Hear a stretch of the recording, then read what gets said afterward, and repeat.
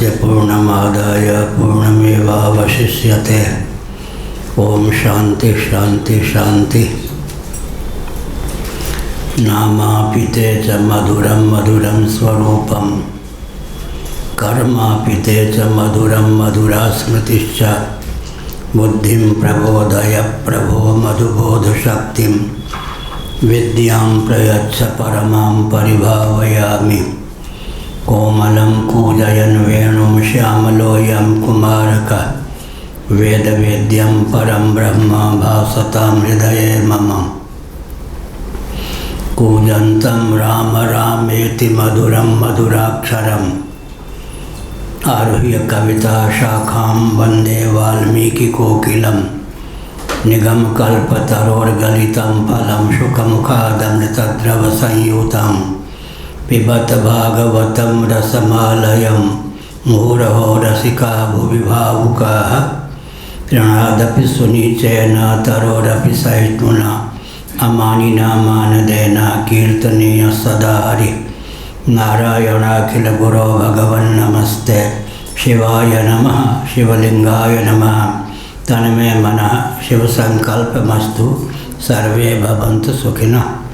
श्री राम जय राम जय जय राम। श्री राम जय राम जय जय राम। श्री राम जय राम जय जय राम। श्री राम जय राम जय जय राम। श्री राम जय राम जय जय राम। श्री राम जय राम जय जय राम। धर्म की जय हो, अधर्म का नाश हो, प्राणियों में सद्भावना हो, विश्व का कल्याण हो। गौ माता की जय हो, गोहत्या बंद हो, भारत खंड हो।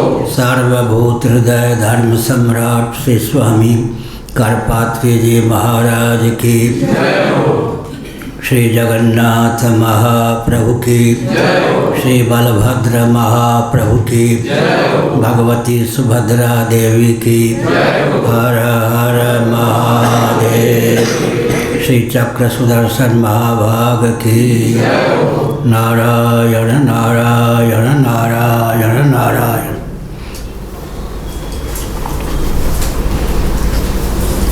पृष्ठ 233 आनंदगिरी पंक्ति अंतिम।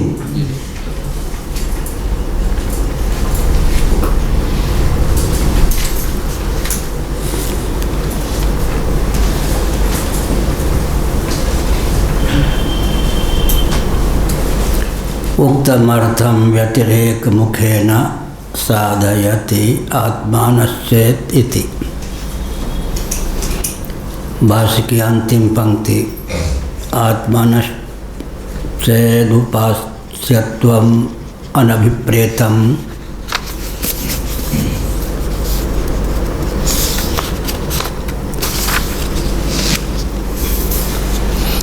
प्राणाद्येकैकक्रिया विशिष्टस्य आत्मनो कृष्णत्व वचनम् अनर्थकं स्यात्। अकृष्णो हि येषोत एकैकेन भवति इति।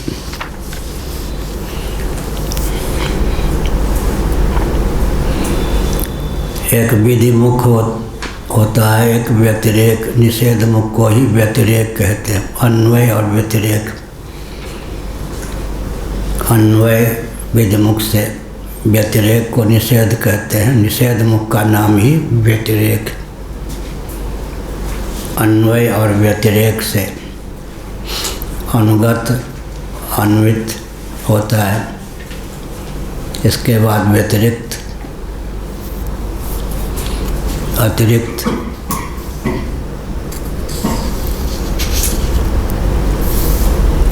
आत्मनश्चेत् उपास्यत्वम् अनभिप्रेतम्। कदाचित आत्मतत्व उपास्य न माने तब। 233 हाँ 233 कह रहे हैं, हमको अब 35 कह रहे। अच्छा क्या, कहाँ से? आनंदगिरी अंतिम पंक्ति। आनंदगिरी। अच्छा। तथापि नियम विद्यंगीकारस्य किम आयातम तदाह तस्मादिति। भाष्य की अंतिम पंक्ति, तस्मात् त्याग वैराग्यादि साधन बलावलंबेन आत्मविज्ञान स्मृति संतति नियतत्वा भवति, नियतव्या भवति। यह नियम विधि, तत्रापि नियम विधि अंगीकारस्य किम आयातम। इस संदर्भ में भी, उस संदर्भ में भी नियम विधि को स्वीकार करने पर फलित क्या होता है, तात्पर्य क्या निकलता है। किम फलम प्राप्तम यह अभिप्राय है। ज्ञानस्य पक्षे प्राप्तत्वम तत्शब्दार्थः। भाष्य में प्रयुक्त जो तत्शब्द है उसका अर्थ है पक्ष में ज्ञान प्राप्त है, ज्ञान की प्राप्ति है।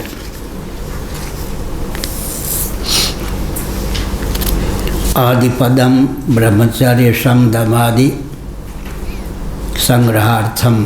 भाष्य में जो आदि शब्द का प्रयोग किया गया है, ब्रह्मचर्य शम दम इत्यादि।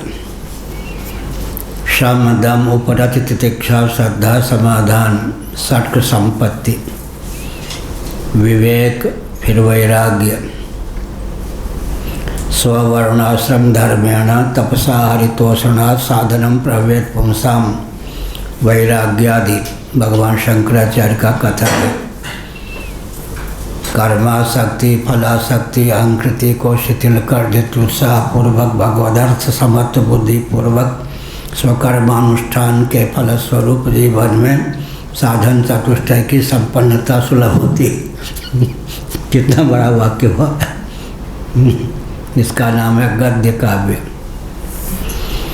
स्ववर्णाश्रम धर्मेण, स्वोचित वर्णाश्रम धर्म का भगवदर्थ कर्मासक्ति, फलासक्ति, अहंकृति को शिथिल कर धृत्योत्साहपूर्वक समत्व बुद्धि सहित अनुष्ठान करने पर उस कर्ता का चित्त शुद्ध और समाहित होता है। उस चित्त, जब चित्त शुद्ध और समाहित होता है तब वह साधक भगवत तत्व के परिमाणगण में दक्ष या समर्थ होता है। कर्माणि चित्त शुद्ध्यर्थम एकाग्र्यार्थम उपासना रीते ज्ञानान मुक्ति ज्ञानादेव तो कैवल्यम। चक्रम है, कर्म का फल है चित्त की शुद्धि। भगवान श्री कृष्ण का वचन बहुत मार्मिक है गीता में, कृपणा फल हेतवः। जो कदर्य होते हैं, कंजूस होते हैं, वो फलेच्छा पूर्वक कर्मों का अनुष्ठान करते हैं। निष्काम कर्म का वर्णन गीता में है। पूंजी, कम्युनिस्टों ने क्या कहा, श्री कृष्ण पूंजीवादियों के समर्थक थे। पूंजीवादी क्या करते, काम तो खूब करो, वेतन बिल्कुल मत लो, इतना ही देंगे जिससे भूखे न मरो। प्राय सेठों का स्वभाव होता है, अधिक दे दिया तो वो भी सेठ हो जाएगा, श्रीमान हो जाएगा, बिल्कुल नहीं दिया तो भूखे मर जाएगा, काम नहीं करेगा। न सेठ लोग जीवित रहने देते न मरने देते। इसी ढंग से व्यक्ति को धन देते हैं, कोई जीवित भी न रहे मरे भी नहीं, उनके काम का वो यही। गिने चुने ऐसे होते हैं। देवघर में एक सज्जन है जो अवकाश प्राप्त व्यक्ति को भी पेंशन देते हैं। उनके पिता से उनकी शिक्षा अभय सर्राफ, उनके यहाँ परिवार का सदस्य माना जाता है, कार्यकर्ताओं को नहीं तो प्राय। यहाँ कृपणा फल हेतवः, अपनी ओर से कर्म के फल का निर्धारण करेंगे तो स्वल्प फल की प्राप्ति होगी। दो प्रकार के व्यक्ति होते हैं, एक देने में कदर्य, कदर्य का अर्थ है कंजूस, वो तो प्राय सब होते हैं। एक लेने में कदर्य, लेने में कदर्य कंजूस कौन होता है, एक और भव है, एक और भगवान है। भगवान को छोड़ के भव का वर्णन करने वाला लेने में कदर ही हुआ या नहीं। जितने जीव हैं ये लेने में भी कदर ही हैं, देने में कदर ही तो होता ही है। भगवान को छोड़कर भव को लेते हैं, भव तो हाथ लगता नहीं। महाभारत में लक्ष्मी जी का वचन है, मेरे पति श्रीमन नारायण की आराधना न करके केवल मेरी जो आराधना करता है, मैं लक्ष्मी के नाम पर विपत्ति होकर ही उसे प्राप्त होता हूँ। मैं उसी को प्राप्त होता हूँ जो मेरे पतिदेव की आराधना करता है। नारायण की उपेक्षा करके जो मुझे चाहता है, मैं संपत्ति के नाम पर विपत्ति होकर ही उसे प्राप्त होती हूँ। महाभारत में लक्ष्मी जी का वचन है। इसीलिए कृपणा फल हेतवा, जो कृपण होते हैं, लेने में कंजूस होते हैं, वे अपनी ओर से फल इच्छा पूर्वक कर्म करते हैं। स्वधर्म का पालन न करने की अपेक्षा अर्थ होकर, अर्थार्थी होकर सही, कामना पूर्वक सही स्वधर्म का पालन करना चाहिए। लेकिन अंत में अपनी ओर से जो फल निर्धारित करते हैं वह स्वल्प होता है। कर्म को फल देने दें तो चित्त शुद्धि, कर्म का फल है चित्त शुद्धि। उपासना भी कर्म है, उसका फल है समाधि। चित्त शुद्ध और समाहित हो जाए, कर्मोपासना का यही फल है। श्रीमद् भागवत के 11 स्कंद के 23वें अध्याय का वचन है, दानम स्वधर्मो नियमो यमश्च श्रुतं च कर्माणि च सद्व्रतानि सर्वे मनोनिग्रह लक्षणान्ता परो हि योगो मनसः समाधि। दान, स्वधर्म, यम, नियम आदि जितने हैं, उनके पालन का वास्तव फल क्या है? मन शुद्ध और समाहित हो जाए, निर्मल और निश्चल हो जाए, यही कर्मोपासना का वास्तव फल है। जब चित्त शुद्ध और समाहित हो जाता है कर्मोपासना के फलस्वरूप, तब निर्मल निश्चल दर्पण मुख के अभिमुख हो जाए तो उस पर मुख का प्रतिबिंब प्रतिफलित होता है, प्रतिबिंब अभिव्यक्त होता है। इसी प्रकार जब कर्मोपासना के फलस्वरूप चित्त शुद्ध और समाहित हो जाता है, तब भगवत तत्व के परिमार्गण या अनुसंधान की क्षमता प्राप्त होती है। ततः पदम तत्परिमार्गितव्यम, ततः पहले चित्त को शुद्ध और समाहित करना चाहिए। पहले भगवत तत्व का परिमार्गण न करें। परिमार्गण माने परिता मार्गण, अनुसंधान के पहले चित्त को शुद्ध और समाहित करें। ततः पदम तत्परिमार्गितव्यम। और पद क्या है? यस्मिन् गता न निवर्तन्ते भूयः यद् गत्वा न निवर्तन्ते तद्धाम परमं मम। जहाँ जाकर के व्यक्ति लौटता नहीं, सदा के लिए भगवत स्वरूप में विलीन हो जाता है, भगवत तत्व से एकीभूत हो जाता है। यह है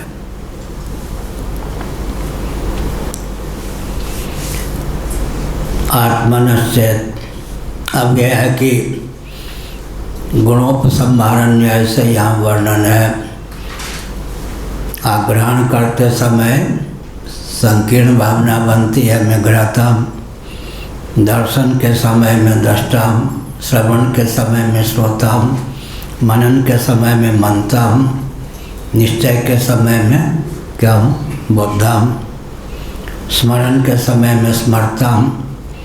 इस प्रकार से चलते समय में गंता हूँ, देते समय में दाता हूँ।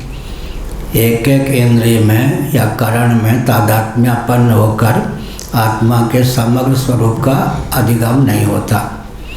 इसलिए गुणोपसंहारण न्याय से कर्मेंद्रियों को लेकर, कर्मेंद्रियों में तादात्म्यपत्ति को लेकर जो ध्वनियाँ अभिव्यक्त होती हैं, उनको भी एक जगह संकलित करे। ज्ञानेंद्रियों में तादात्म्यपत्ति को लेकर जो भावना व्यक्त होती है, उसको भी संकलित करे। अंतःकरण को लेकर जो भावना व्यक्त होती है, उसे भी संकलित करे।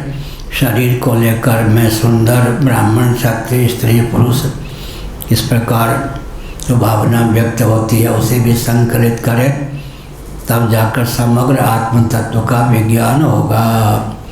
तत्त कोशस्तु तादात्म्यात् आत्मा तत्तन्मयो भवेत्। अन्नमय दो ढंग से मयट प्रत्यय का प्रयोग होता है। व्याकरण के अनुसार विकारार्थक, प्राचुर्यार्थक, मात्रार्थक मयट प्रत्यय होता है।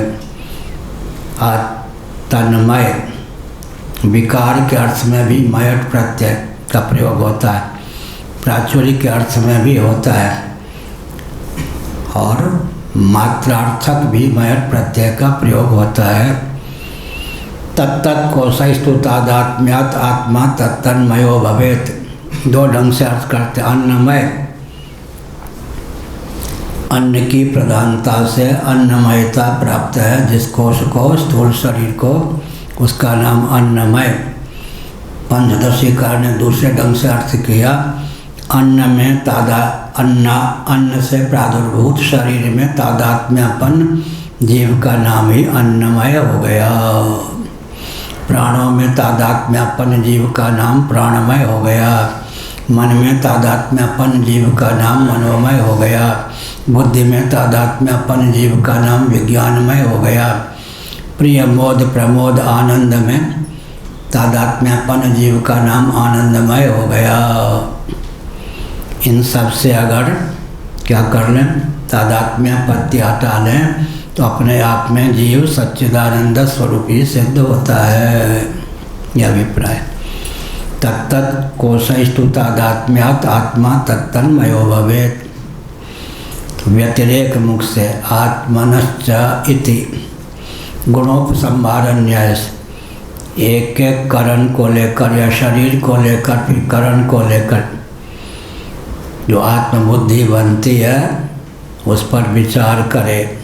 नेत्र के योग से मैं दृष्टा हूँ, श्रोत्र इंद्रिय के योग से मैं श्रोता कहा जाता हूँ, वाक इंद्रिय के योग से मैं वक्ता कहा जाता हूँ, पाँव में तादात्म्यपन होकर मैं गंता कहा जाता हूँ, हाथ में तादात्म्यपन होकर मैं दाता कहा जाता हूँ। इस प्रकार से वस्तुतः स्थूल शरीर, सूक्ष्म शरीर में तादात्म्यपत्ति के बल पर आत्मा के अस्तित्व की अभिव्यक्ति होती है, लेकिन अंत में तादात्म्यपत्ति को छोड़ देंगे तो आत्मा के मौलिक स्वरूप का अधिगम होता है। यह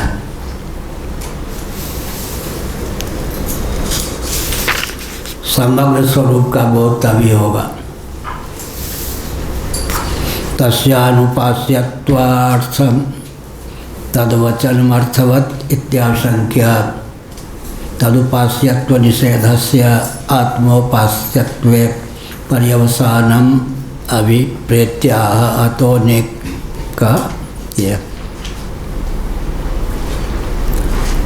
तस्यानुपास्यत्वात्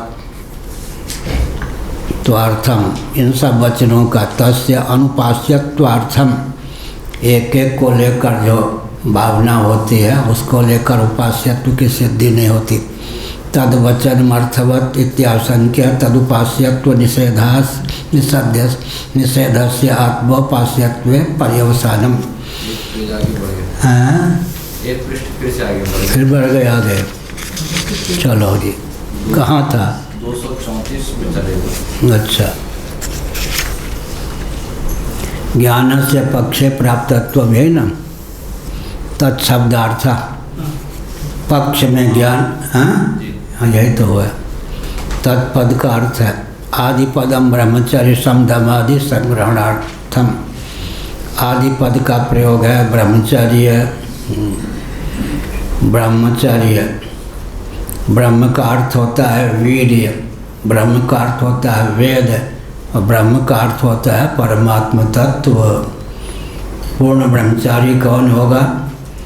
वीर्य संरक्षण में जो दक्ष है, वेदज्ञ है, श्रोत्रिय हुआ और ब्रह्म तत्व का अधिगम हो चुका है, ब्रह्मनिष्ठ। ब्रह्मचारी भी है, श्रोत्रिय भी है, ब्रह्मनिष्ठ भी है। तीनों प्रकार से ब्रह्मचारी हो गया। ब्रह्म का अर्थ होता है वीर या शुक्र ब्रह्म का अर्थ होता है वेद, शब्द ब्रह्म जिसको कहते हैं। ब्रह्म का अर्थ होता है पर ब्रह्म। यह तीनों लक्षणों से जो युक्त होगा उसके जीवन में ब्रह्मात्म तत्व का एकत्व विज्ञान प्रतिष्ठित होगा, वह ब्रह्मनिष्ठ होगा। तीनों प्रकार से ब्राह्मण भी वही होता है। ब्राह्मण कुल में उत्पन्न हो, वेदज्ञ हो और ब्रह्मनिष्ठ हो, तो तीनों प्रकार से ब्राह्मण हो गया। शिव पुराण में ब्राह्मण के, क्षत्रिय आदि के 4 वेद हैं। ब्राह्मण ब्राह्मण, विशेषण एडजेक्टिव भी ब्राह्मण, विशेष भी ब्राह्मण। 1 नंबर का ब्राह्मण, खाँटी ब्राह्मण कौन होगा? बोलो भाई। नेपाल की ओर से भविष्यवाणी होगी। भगवान जो ब्राह्मण कुल में जन्म लिया है और क्षत्रिय जन्म लिया या जन्म लिया है? जन्म लिया है। हाँ ठीक है। जन्म लिया है और ब्राह्मण से कर्म भी करता है, वो ब्राह्मण है। 3 बात हमने कही बैठ। ब्राह्मण कुल में जन्म हो, वेदज्ञ हो और ब्रह्मनिष्ठ हो। ब्रह्म का अर्थ 3 हो गया। ब्राह्मण कुल में जन्म हुआ, वेदज्ञ है और ब्रह्मनिष्ठ है, तो पूर्ण ब्राह्मण हो गया। ऐसे ही ब्रह्मचर्य, ब्रह्म का अर्थ हुआ शुक्र, वीर्य संरक्षण। अब ब्रह्म का अर्थ हुआ वेद, अब ब्रह्म का अर्थ हुआ परमात्मा तत्व। ब्रह्मचारी भी हो, वेदज्ञ भी हो और ब्रह्म तत्व का मर्मज्ञ भी हो, तो पूर्ण ब्रह्मचर्य हो गया। ब्रह्मचर्य, सम, दम आदि। कल हमने कहा था कि वेदांतियों के यहाँ मुमुक्षा एक अपूर्व शब्द है, अन्यों के यहाँ विवेक, वैराग्य, षट्क संपत्ति संपन्न व्यक्ति, सम, दम, उपरत, तितिक्षा, श्रद्धा, समाधान संपन्न व्यक्ति जीवन मुक्त मान लिया जाएगा। तस्य कार्यम न विद्यते। लेकिन वेदांत की अपूर्वता है, अन्यों के यहाँ जो जीवन मुक्त वेदांत में अगर वह मुमुक्षा संपन्न नहीं है तो प्रतिबद्ध है, उसका ज्ञान नहीं होगा, उसे ज्ञान नहीं होगा। एक है ना कौन विद्यालय, और जगह के जो प्राचार्य होते वहाँ के विद्यार्थी होते, कौन उधर इसरो या कहाँ पर? IIM। हाँ, वहाँ ऐसे ही औरों के यहाँ जिनको जीवन मुक्ति का प्रमाण पत्र प्राप्त हुआ है, वेदांत में वह भी बद्ध ही होगा। औरों के यहाँ विवेक, वैराग्य, षट्क संपत्ति संपन्न व्यक्ति जीवन मुक्त मान लिया जाएगा। और माने शांत कौन वैशेषिक इत्यादि। वेदांत में मुमुक्षा अपूर्वता है। विवेक, वैराग्य, षट्क संपत्ति संपन्न होने पर भी मुमुक्षा नहीं है, अटक गया। मुमुक्षा, मोक्ष की इच्छा, इतनी संपदा संपन्न होने पर भी मुमुक्षा होनी चाहिए। मोक्ष की इच्छा अर्थात अभी मुक्त नहीं हुए हैं। विवेक, वैराग्य, षट्क संपत्ति संपन्न होने पर भी। कल हमने कहा था गीता के अनुसार तेषा महं समुद्धरता मृत्यु संसार सागरात्। उससे पहले की पंक्ति के आधार पर जिन गुणों का वर्णन किया भगवान ने, उन गुणों से युक्त तो अन्य जगह मुक्त मान लिया जाएगा। लेकिन भगवान ने विचित्र बात कही, ऐसे भगवद भक्त का मैं ही उद्धार करता हूँ, लेकिन ऐसा उच्च कोटि का भगवद भक्त भी मृत्यु संसार सागर में है। भगवान की दृष्टि का समादर करना चाहिए ना। अपनी दृष्टि में तो कोई भी मुक्त बन के घूम सकता है अपनी दृष्टि में। एक माधव जी वृंदावन, पूज्य पाद स्वामी अखंडानंद महाराज के भांजे होंगे हम। तो माधव जी ने हमसे कहा, महाराज पहली बार मिलने पर ही महाराज ने मुझे मुक्त कर दिया। अब कालक्षेप के लिए मैं फिर आश्रम का हिसाब किताब लिखता हूँ, मेरा कर्तव्य तो कुछ है नहीं। महाराज के 84 जीवन मुक्त थे शिष्य। वो स्वामी अखंडानंद महाराज के 84 जीवन मुक्त शिष्य थे, कालक्षेप कर रहे थे। ठीक। और नैमिष वालों की तो विचित्र स्थिति थी। नारदान सरस्वती जी महाराज जब अनुकूल कोई हुआ तब जीवन मुक्त है, आपसे कहे ध्रुव जी ये मुक्त हैं, और जब वो बात नहीं मानता तो गिजाई या गिजाई, बरसात में कीड़े होते हैं, मुक्त कब गिजाई हो जाए नहीं कह सकते, और गिजाई कब मुक्त हो जाए कह नहीं सकते। इसलिए जल्दी प्रमाण पत्र लेने का प्रयास नहीं करना चाहिए। मुंगेर में एक सज्जन थे, उनके कितने मुक्त थे, लेकिन फिर आकर के वृंदावन में भावेश्वर मंदिर में सत्यानंद जी सैकड़ों जीवन मुक्त बना दिया था। फिर मेरा प्रवचन आकर के 30 साल पहले, 30 साल तो यही हो गए, 50 साल पहले मेरा प्रवचन सुनने आए, तो हमने कहा आप तो मुक्त बनाते हैं और बात है, व्यापार की बात।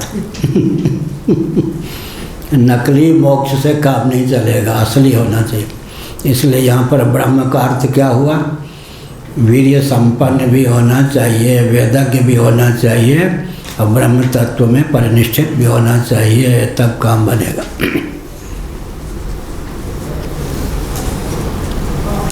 आदि पदम ब्रह्मचर्य शम दम आदि। शम का अर्थ होता है मनोनिग्रह, दम का अर्थ होता है इंद्रिय निग्रह, उपरति का अर्थ हमने कल कहा विरति बहुकर्मा। श्रवण मनन निधिध्यासन के अतिरिक्त कर्मों से उपरति यह हुआ। क्या अर्थ हुआ? अब इंटर पास हो गए, अब ये कक्षा में बैठेंगे ही नहीं तो आगे का ज्ञान कहाँ से होगा।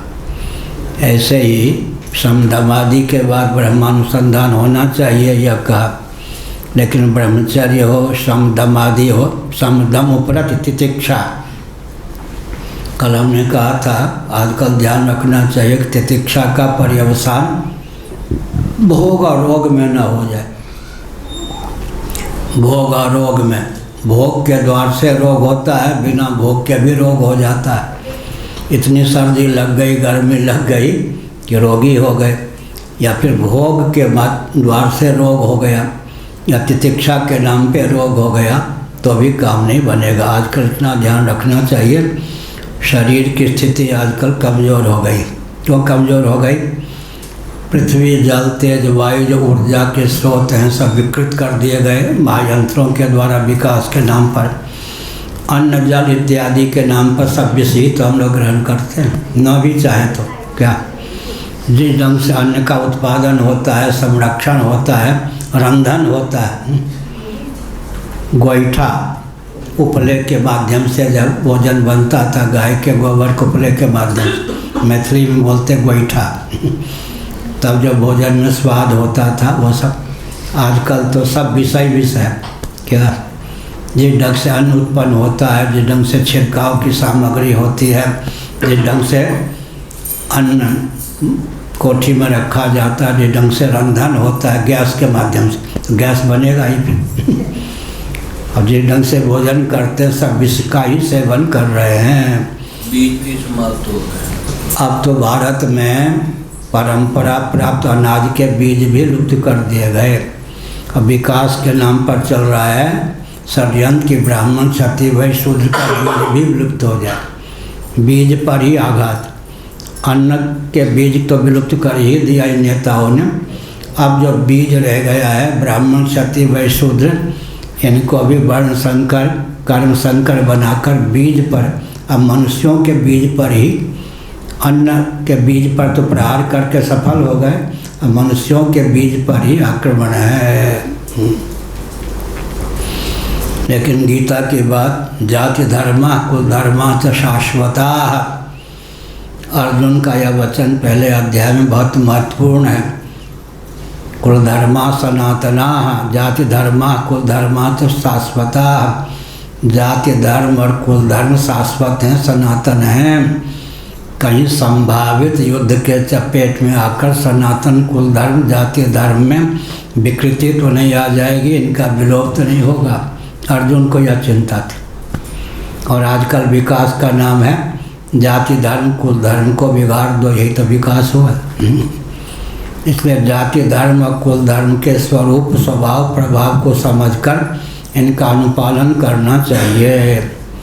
अब कहेंगे क्यों, इसका उत्तर ले लीजिए, सबका मुंह बंद हो जाएगा। मनुस्मृति को ही निंदा करने वाले सबका मुंह बंद हो गया बिना चांटा मारे। जाति धर्म कुल धर्म क्यों, क्या हुआ प्रकाश जी? शिक्षा रक्षा अर्थ और सेवा के प्रकल्प सदा संतुलित रहें, मातृशक्ति का शील सदा सुरक्षित, जीविका हर व्यक्ति को जीवन से सुरक्षित रहे, दुर्व्यसन मुक्त हो और जनसंख्या सदा सुरक्षित रहे। इसके लिए सनातन वर्णाश्रम व्यवस्था के अतिरिक्त और कोई व्यवस्था नहीं है। America, Britain, Germany, Japan, France इत्यादि में जहाँ परंपरा से ब्राह्मण क्षत्रिय वैश्य शूद्र इत्यादि लुप्त हो गए, वहाँ वैकल्पिक ब्राह्मण क्षत्रिय वैश्य शूद्र आदि बनाने की आवश्यकता है। वैकल्पिक ब्राह्मण क्षत्रिय वैश्य शूद्र आदि बनाएंगे तो समय का अधिक उपयोग होगा, संपत्ति का अधिक उपयोग होगा, संस्कार का फिर भी आधार नहीं होगा और संतुलन बिगड़ जाएगा। कहो प्रकाश, वर्णाश्रम नहीं मानेंगे तो क्या क्या विसंगति होगी? समय अधिक लगेगा, संपत्ति अधिक लगेगी, लेकिन संस्कार का आधार नहीं हो पाएगा। संतुलन भी नहीं होगा। ऊपर की श्रेणी में सब आ जाएंगे। क्या यह सब समय का अधिक उपयोग होगा, संपत्ति का, कृत्रिम ब्राह्मण क्षत्रिय वैश्य शूद्र बनाना पड़ेगा ना। समय का अधिक होगा उपयोग, संपत्ति का अधिक उपयोग होगा, संस्कार का, पाँव को कितना भी प्रशिक्षण दें और मुंह और हाथ का काम तो नहीं कर सकता है, संस्कार का आधार नहीं होगा और संतुलन बिगड़ जाएगा। लाचारी है उन लोगों के America, Britain, Germany, Japan, France, जहाँ परंपरा से वर्ण व्यवस्था विलुप्त है, वहाँ वैकल्पिक ब्राह्मण आदि बनावे। भारत में जो वैकल्पिक ब्राह्मण इत्यादि बनाने की बीमारी चली है, इससे तो बहुत हानि ही हानि है। विकास के नाम पर पतन ही पतन है। बुरा न मानो होली है। समधमादि संग्रहार्थम विज्ञेयेत्यादि वाक्यानां नियम विधि विद्यार्थम उक्तम उपसंहरति। या विज्ञेय इत्यादि जो है आत्मतत्व विज्ञेय है, तद विज्ञानार्थम गुरुमेवाभिगच्छेत् आदि वचन। विज्ञेय अवश्य जानिए, जानने योग्य विज्ञेय आत्मा वार्य द्रष्टव्य श्रोतव्य मंतव्य निध्यासितव्य। विज्ञान का विषय आत्मतत्व विज्ञेय है, यद्यपि वह स्वप्रकाश है, आत्म साक्षात्कार कर्तव्य है। क्या भगवान शंकराचार्य ने लिखा गीता के 18वें अध्याय के भाष्य में? बिल्कुल नहीं। आत्मा तो साक्षात अपरोक्ष है। तब करना क्या चाहिए? अनात्म वस्तुओं के अनुरूप आत्ममान्यता का त्याग कर देंगे तो आत्मानुरूप आत्मस्थिति की समुपलब्धि होगी। आत्म साक्षात्कार करेंगे, आत्मा को दृश्य बनाना हुआ। आत्मा तो स्वतः अपरोक्ष, साक्षात अपरोक्षात ब्रह्म। बृहदारण्यक पंचमी को द्वितीया के रूप में परिणत कर लेंगे तो साक्षात अपरोक्ष उसी का नाम ब्रह्म है। विज्ञेय का अर्थ क्या हुआ? वह जानने योग्य है, अर्थात अनात्म वस्तुओं के अनुरूप आत्ममान्यता का त्याग करेंगे। अतन निरसने न तद व्यावृत्या कल कहा था। आदिपदेन प्रकृतमपि वाक्यम संगृह्यते। आदिपद से प्रकृत जो प्राप्त है, संदर्भ सिद्ध, प्रकृत माने संदर्भ सिद्ध प्राप्त वाक्य का भी संग्रह होता है। ये आपका आत्मेत्यवोपासित या 9वीं टिप्पणी। या आत्म तत्व उपास्य है, यह वचन कहाँ है? उपनिषद में। उसको उद्धृत किया टिप्पणीकार ने। आत्मेत्येव उपासित इति, आत्मा है इस प्रकार उपासना करे।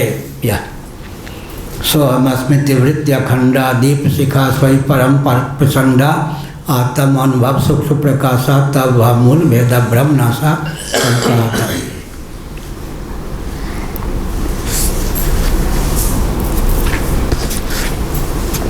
तत्शब्दार्थमेव स्पष्टयति अन्यार्थेति। यह कहा अन्यार्थ है।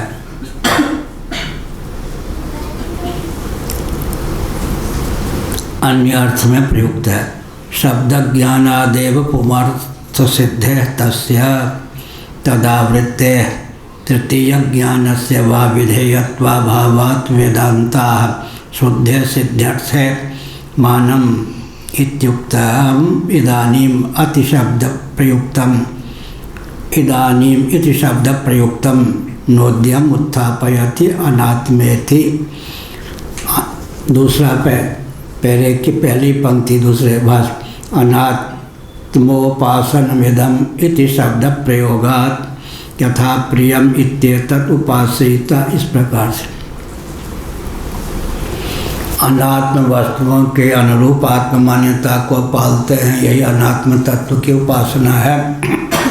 उसका निरसन कर देने पर आत्मा के अनुरूप जो आत्म तत्व को जानना निधिध्यासन भी आवश्यक है। श्रवण फिर मनन फिर निधिध्यासन।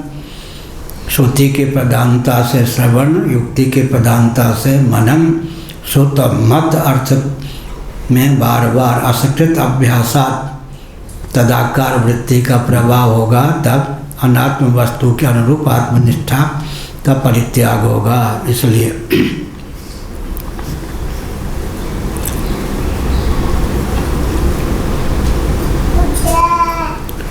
शब्द ज्ञानादेव पुमर्थ सिद्धे तस्य तदावृत्ते तृतीय ज्ञान से। तृतीय ज्ञान माने श्रवण मनन के बाद निधिध्यासन व विधेयत्वा भावात वेदांता शुद्धे सिद्धार्थे मानम। वेदांत जो है उपनिषद वेदों के शिरोभाग, शुद्ध जो तत्व है, शुद्ध तत्व का अर्थ क्या हुआ? आत्म तत्व सदा शुद्ध ही है, लेकिन अनात्म वस्तुओं के अनुरूप आत्म मान्यता का त्याग कर देंगे तो आत्मानुरूप ही आत्मस्थिति होगी। यह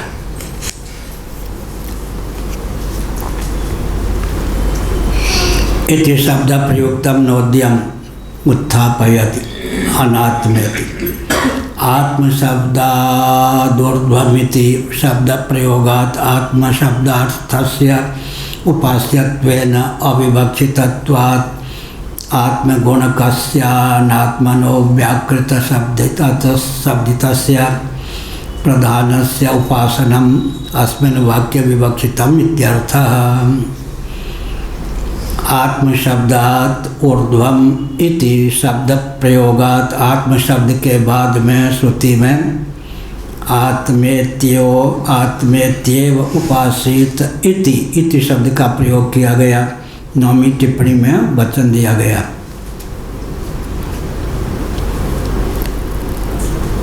शब्द का प्रयोग किया गया है आत्म शब्दार्थस्य उपास्यत्वेन। आत्म शब्द का जो अर्थ है आत्म तत्व वह उपास्य है। यह कहेंगे अविवक्षितत्वात्, वह विवक्षित नहीं है। आत्मगुणक से अनात्मत्व, आत्मगुणक से अनात्मत्व अनात्मनो व्याकृतादि व्याकृत शब्दितस्य प्रधानस्य उपासनम् अस्मिन् वाक्ये विवक्षितम् इत्यर्थः। अव्याकृत एक होता है व्याकृत, व्याकृत को ही कहते हैं व्यक्त। अव्याकृत का अर्थ होता है अव्यक्त। इस प्रकार से कार्योपाधि, कारणोपाधि और कार्य कारणातीत निरुपाधिक ब्रह्म हुआ। जब सर्वम खलिदम ब्रह्म कहते हैं, सब कुछ ब्रह्म ही है, तो ब्रह्म के 3 भेद हो जाते हैं। कार्योपाधिक ब्रह्म, कारणोपाधिक ब्रह्म, कार्य कारण से अतीत ब्रह्म। पहले कार्योपाधिक ब्रह्म का ज्ञान होता है, फिर कारणोपाधिक ब्रह्म का ज्ञान होता है, फिर कार्य कारणातीत पर ब्रह्म का ज्ञान होता है। आत्म तत्व को जानने के लिए उपाधि का आलम्बन पहले आवश्यक है। मैं दृष्टा, मैं श्रोता, मैं भक्ता, इस प्रकार से अंत में उपाधि का परित्याग करके जो उपहित तत्व था उसको निरुपहित समझने पर कृतार्थता की प्राप्ति होती है। इस प्रकार मूल बात यह है कि ज्ञाता ज्ञान ज्ञेय त्रिपुटी से अतिक्रांत जो ज्ञान है वही आत्म तत्व है। वदन्ति तत्तत्व विदस्तत्वम यद ज्ञानमद्वयम ब्रह्मेति परमात्मेति भगवानिति शब्दते। श्रीमद्भागवत पहला स्कंद अध्याय 2 श्लोक 11। वदन्ति तत्तत्व विदस्तत्वम यद ज्ञानमद्वयम ब्रह्मेति परमात्मेति भगवानिति शब्दते। तत्ववेत्ता उसको तत्व कहते हैं जो अद्वय ज्ञान स्वरूप हो, उसी को ब्रह्म परमात्मा और भगवान भी कहते हैं। वेदांत प्रस्थान में ब्रह्म कहा जाता है, योग प्रस्थान में परमात्मा कहा जाता है और भक्ति प्रस्थान में भगवान कहा जाता है। गौड़ी संप्रदाय वाले ऐसा अर्थ कर देते हैं। ब्रह्मेति परमात्मेति भगवानिति शब्दते। लक्षण साम्य से वस्तु साम्य के कारण अद्वय ज्ञान का नाम हो गया ब्रह्म। वदन्ति तत्तत्व विदस्तत्वम यद ज्ञानम अद्वयम। लेकिन जो अद्वय ज्ञान है, ज्ञाता ज्ञान ज्ञेय से अतिक्रांत ज्ञान है, उसमें नैरात्म्यवाद का भ्रम न हो जाए वह है भी या नहीं। इसलिए जो अद्वितीय ज्ञान है वही व्यवहार दशा में ज्ञाता ज्ञान ज्ञेय होकर उल्लसित होता है। ज्ञाता ज्ञान ज्ञेय होकर उल्लसित होता है, तब तो अद्वय ज्ञान को मान ही सकते हैं। कल हमने भागवत के 12वें स्कंद का उदाहरण दिया। तेजो द्रव्य, तेजो मात्र द्रव्य जिसको अग्नि या तेज कहते हैं, वह जो है अधिभूत रूप होकर अध्यात्म नेत्र होकर अधिदेव आदित्य होकर उल्लसित है। त्रिपुटी के रूप में, त्रिपुटी के मूल में एक तत्व प्रतिष्ठित है, अद्वय क्या कहेंगे, तेज, तेजो मात्र द्रव्य, वही अधिभूत रूप होकर अध्यात्म नेत्र होकर अधिदेव सूर्य होकर उद्भासित है। इसी प्रकार त्रिपुटी से अतिक्रांत जो ज्ञान है वही आत्मा है। लेकिन उसको आत्मा कहने पर नैरात्म्यवाद का विभ्रम न हो जाए, इसलिए त्रिपुटी से अतिक्रांत जो ज्ञान है वही त्रिपुटी ज्ञाता ज्ञान ज्ञेय के रूप में उल्लसित होता है। इसलिए कहा गया वदन्ति तत्तत्व विदस्तत्वम यद ज्ञानम अद्वयम ब्रह्मेति परमात्मेति भगवानिति शब्दते। यत् अद्वयम ज्ञानम तत्तत्वम। अद्वय ज्ञान वही तत्व है।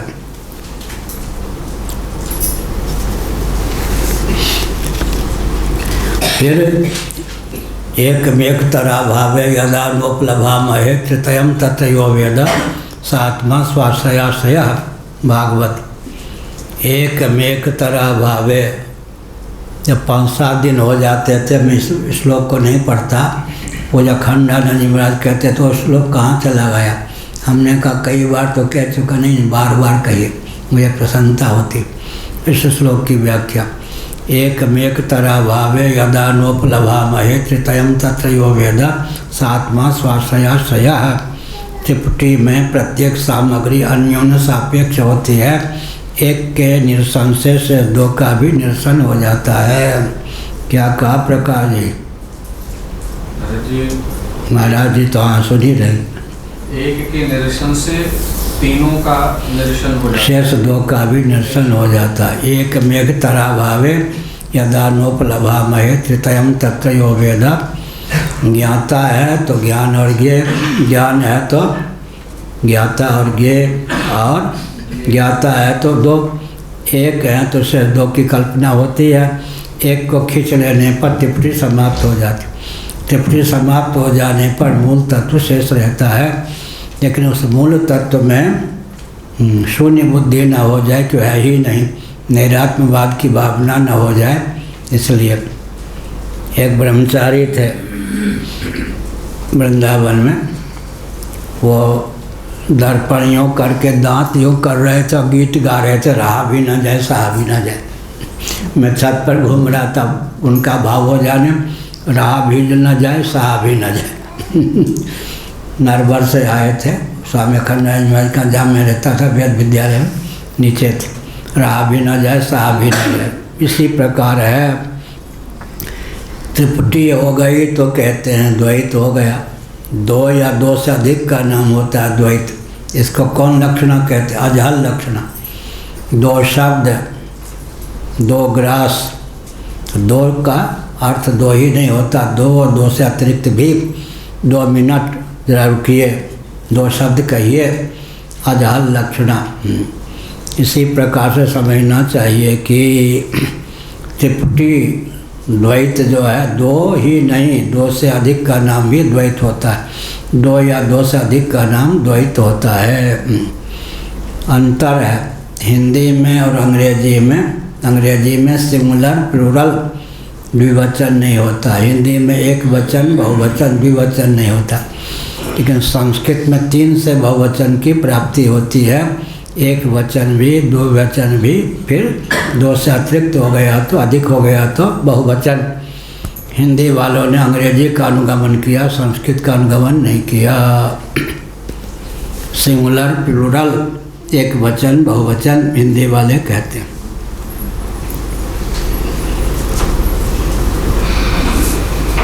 शब्द ज्ञानादेव पुमर्थ सिद्धे तस्य, यही ना, तदावृत्ते तृतीय ज्ञानस्य वा विधेयत्वा भावाद वेदांता शुद्धे सिद्ध्यर्थे मानम इत्युक्तम इदानीम इति शब्द प्रयुक्तम नोद्यम उत्थापयति। चो को साबिन सभा में नो बोलना चाहिए।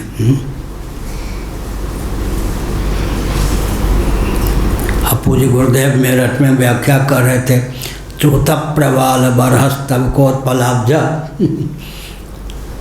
चूत कहते हैं आम को संस्कृत में। अब एक महिला थी, हमको छोटे भाई के समान मानती थी, मेरठ की बात। अब उसको आश्चर्य लगे, महाराज गाली क्या बकते रहते तो छोटा भाई जैसे मानती थी, महाराज क्षमा कीजिए महाराज, ये सब क्यों बोलते हैं? हमने कहा आम अर्थ होता। अच्छा ठीक है। ऐसे ही चो के स्थान पे नो बोलना चाहिए, नोदना। शब्द ज्ञानादे पुनर्वर्त सिद्धे तस्य तदावृत्ते तृतीय ज्ञान से वा विधेयत्वा भावाद वेदांता शुद्धे सिद्ध्यर्थे मानम इत्युक्तम इदानीम इति शब्द प्रयुक्तम नोद्यम उत्थापयति अनात्मेति।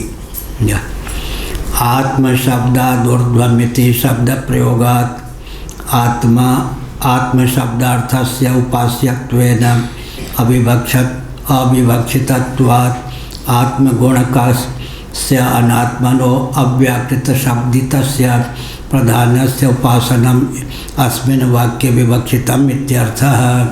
आनंद गिरी ने कहा तो हमने कहा कार्योपाधि भी है, कारणोपाधि भी है, इसलिए अव्याकृत माने अव्यक्त, अव्यक्त माने कारण ब्रह्म। अव्यक्ताद् व्यक्तया सर्वा प्रभवन्त्यरागमे रात्र्यागमे वशम पार्थ। ये सब अव्यक्त अव्याकृत उसी को कहते हैं अव्यक्त। कारण ब्रह्म व्यक्त है कार्य ब्रह्म, सर्वं खलिदम ब्रह्म में व्यक्त हो गया कार्य ब्रह्म, अव्यक्त हो गया कारण ब्रह्म, और आत्म तत्व जो है निरुपाधिक कार्य कारणातीत पर ब्रह्म। अव्यक्ति की उपासना हम किस रूप में? हाँ, अब जो कारण ब्रह्म की उपासना हम किस रूप में करते हैं? किस रूप में करेंगे? कार्योपाधिरयम जीव कारणोपाधिरीश्वर कार्य कारणताम हित्वा पूर्ण बोधोवशिष्यते। क्या कार्योपाधिरयम जीव कारणोपाधिरीश्वर? प्राज्ञ जो है कौन हुआ? विश्व तेजस जो है क्या है? कार्योपाधिक चेतन। कार्य भूमि में हमारा नाम विश्व तेजस। स्थूलोपाधिक हो गए तो विश्व, सूक्ष्मोपाधिक हो गए। स्थूलोपाधिक में समझना चाहिए कारण और सूक्ष्म से युक्त जो स्थूल होगा, नहीं तो कारण की व्याप्ति सूक्ष्म में होगी, कारण और सूक्ष्म की व्याप्ति स्थूल में होगी। जैसे पृथ्वी कहने पर जल तेज आदि का भी ग्रहण होगा, वैश्वानर हो गए। कौन? कारण, कारणोपाधि भी हो गए और सूक्ष्मोपाधिक भी हो गए। कार्य के 2 भेद हो जाते हैं वेदांत प्रस्थान में, स्थूल और सूक्ष्म। कार्योपाधि रयम जीवा, जागृत और स्वप्न में हम जीव भावापन्न होते हैं, सुषुप्ति में कारणोपाधिक हो जाते हैं। कारण माने अव्याकृत, अव्याकृत माने अव्यक्त, अव्यक्त माने प्रधान माया, जो भी कहें प्रकृति, इसी का नाम अव्याकृत है। अव्यक्त कहते हैं, अव्याकृत कहते हैं, प्रधान कहते हैं, माया कहते हैं, ये सब सारे देव देवी सारे आ जाते हैं या आम तत्व है, अव्यक्त है, क्या कह रहे? जैसे आम तत्व, महतत्व, अव्यक्त जैसे अलग अलग हैं, जैसे अव्यक्त कहने से किस देवता की पूजा करते हैं? आम तत्व, महतत्व, ये सब कार्य है ना। महतत्व समष्टि बुद्धि का नाम ही महतत्व है, और हम तो है ही, हम से ऊपर, हम का कारण महतत्व हो गया। महतत्व से हम तत्व की निष्पत्ति हो गई, समष्टि बुद्धि का नाम ही महत्व होता है। सुसुप्ति में हम कारणोपाधिक हो जाते हैं, अव्याकृत, अव्यक्त, प्रधान, माया, ये सब पर्यायवाचक। सुसुप्ति में कारणोपाधिक हो जाते हैं। स्वप्नावस्था में क्या हो जाते हैं? तेजस, स्थूल प्रपंच का भावनात्मक वियोग हो जाता है। स्थूल शरीर, स्थूल प्रपंच का अभावनात्मक वियोग हो जाता है, तो अनिच्छन्नपि स्थूल शरीर, स्थूल प्रपंच का त्याग हो जाता है। न चाहे फिर भी नींद आ जाए तो क्या होगा? अनिच्छन्नपि स्थूल शरीर, स्थूल प्रपंच का त्याग हो गया, वियोग हो गया। कौन सा वियोग? अभावनात्मक वियोग। तब हमको स्वप्न में कितनी क्षमता प्राप्त होती है? पृथ्वी, पानी, प्रकाश, पवन, आकाश सब की रचना कर लेते हैं। कितना बड़ा ज्ञान पकड़ा दिया, बचाने की क्षमता चाहिए न। फिर बोले त्यागात् शांतिरनंतरम, अनिच्छन्नपि, न चाहने पर भी नींद आ जाए, पढ़ना चाहे, खेलना चाहे, फिर भी नींद आ जाए। पवन है नहीं, पुस्तक हाथ में लेते उसे नींद आ जाती। भोजन के समय सो जाता, 35-36 का होगा, लेकिन भोजन के समय सो जाता। पुस्तक हाथ में लेते ही, सबका जन्म पढ़ने लिखने के लिए नहीं हुआ। पुस्तक हाथ में लेते उसे नींद आ जाती है। क्या हुआ फिर? क्या था प्रश्न? स्वप्न में चूँकि स्थूल शरीर और स्थूल प्रपंच का भावनात्मक वियोग होता है, न चाहने पर भी स्वप्न हो जाए, जागृत अवस्था टूट जाए तो कितनी क्षमता होती है। स्वप्नावस्था में हम पृथ्वी, पानी, प्रकाश, पवन, आकाश की रचना कर लेते या नहीं? स्थावर जंगम प्राणियों की रचना कर लेते या नहीं? आत्म चैतन्य से अधिष्ठित अर्धनिद्रित मन जब कर्मेंद्रियाँ, ज्ञानेंद्रियाँ सो जाती हैं, तब क्या करता है? कर्मेंद्रियों के, ज्ञानेंद्रियों के सुप्त हो जाने पर आत्म चैतन्य से अधिष्ठित अर्धनिद्रित मन वासना की प्रगल्भता और निद्रा दोष के वशीभूत होकर स्वयं ही पृथ्वी, पानी, प्रकाश, पवन, आकाश, दिक्, काल, स्थावर जंगम प्राणियों के रूप में अभिव्यक्त होता है। कितना बड़ा वाक्य हुआ। कर्मेंद्रियों के, ज्ञानेंद्रियों के सुप्त हो जाने पर अर्धनिद्रित अंतःकरण जब वासना की प्रगल्भता और निद्रा दोष के वशीभूत होकर स्वयं ही ग्राह्य ग्राहक भाव के रूप में परिणत होता है, उस त्याग के बल पर हम पृथ्वी, पानी, प्रकाश, पवन, आकाश, स्थावर जंगम प्राणियों को रच लेते हैं। हमारा मन ही हमारे हमसे चेतित होकर स्वप्नावस्था में पृथ्वी, पानी, प्रकाश, पवन, आकाश, स्थावर जंगम प्राणियों के रूप में अभिव्यक्त होता है। स्वप्नावस्था की सिद्धि को जो कोई व्यक्ति समझकर संयम के द्वारा जागृत अवस्था में अपने जीवन में उतारता है तो ब्रह्मा ही हो जाता है। हुआ या नहीं? क्या कहा प्रकाश जी? महाराज जी, जो स्वप्न के रहस्य को समझ लेता है वो ब्रह्मा ही हो जाता है। आप तो हो ही गए, दूसरा हो या ना हो? ठीक है। स्वप्न के रहस्य को समझकर उसे जागृत अवस्था में उतारने की क्षमता आ गई तो ब्रह्मा हो गए। स्वप्न का रहस्य क्या है? स्थूल शरीर, स्थूल प्रपंच का आभानात्मक वियोग हो जाने पर उस त्याग के बल पर हमारे आपके जीवन में अर्धनिद्रित मन में वो क्षमता आती है कि हम अर्धनिद्रित मन के योग से स्वप्नावस्था में पृथ्वी, पानी, प्रकाश, पवन, आकाश, स्थावर जंगम प्राणियों की रचना कर लेते हैं। स्वयं ही इन रूपों में उद्भासित होते हैं, सर्वात्म भाव से संपन्न हो जाते हैं। अब कोई होगा नास्तिक तो कहेगा आप जरा रच के दिखा दीजिए पृथ्वी, यही कहेगा ना। ये सब ज्ञान विज्ञान जो है ना, कितनी शक्ति, हजारों एटम बम को मात करने की क्षमता इस प्रकार के ज्ञान में है या नहीं।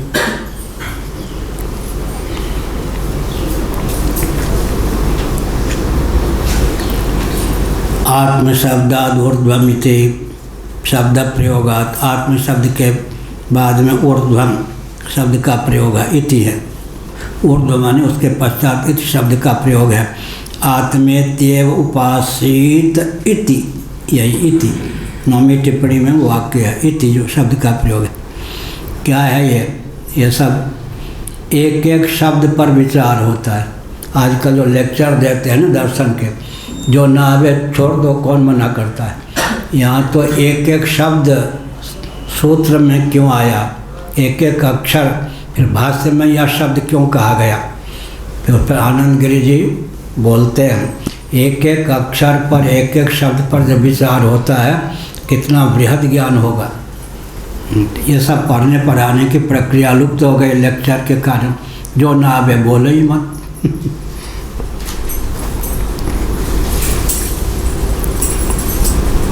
हाँ,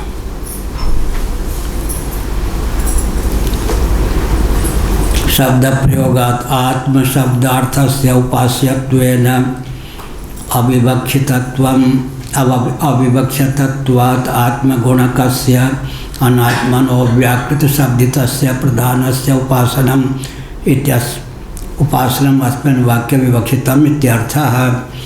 या जो अव्याकृत है उसी को अव्यक्त कहते हैं, कारणोपाधिक, वही यहाँ पर उपास्य है, वह भी आत्मा ही कहने योग्य है। औपाधिक धरातल पर जो कारणों अव्याकृत है वह भी उपास्य है। एकाएक बल और वेग नहीं प्राप्त होता है ना, पहले कार्योपाधिक की उपासना करें, तब कारणोपाधिक में सगुण साकार की उपासना परिपुष्ट हो जाने पर सगुण निराकार की ओर चित्त समाकृष्ट होता है। सगुण निराकार की उपासना परिपुष्ट हो जाने पर निर्गुण निराकार की उपासना परिपुष्ट होती है। लभते पौर्व देहिकम, कदाचित पूर्व जन्म में किसी ने क्या कार्योपाधि परमात्मा की उपासना की तो उसकी निष्ठा प्राप्त होगी। बहुत ऊंची बात है। अनादिकाल से कितने बार व्याकरणाचार्य सब रहे होंगे, लेकिन क्या व्याकरणाचार्य होकर ही जन्म लेता है? काल जो है उन सब विद्या पर, कला पर पानी फेर देता है। लेकिन यह अध्यात्म मार्ग पर जितना चल चुके, अगले जन्म में उतनी निष्ठा प्राप्त होगी ही। ऊंची बात हुई है ना।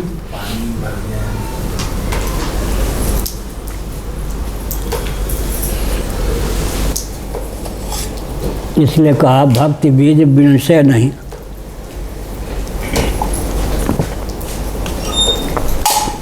अनादिकाल से लाखों बार व्याकरणाचार्य, साहित्याचार्य, ज्योतिषाचार्य हो चुके होंगे, लेकिन वो विद्या काम नहीं देती।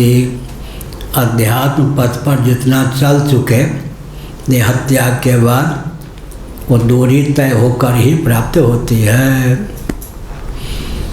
मार्ग में चलते चलते किसी वृक्ष के नीचे सो गए, जितनी दूरी तय कर ली उतनी दूरी तय जगने के बाद हो ही जाती है, मिलती ही है।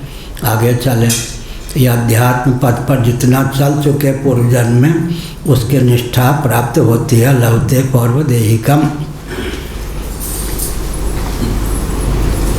सुखबोध आश्रम जी कहते थे, आरसा प्रयोग है, लभते पौर्व दैहिकम कहना चाहिए।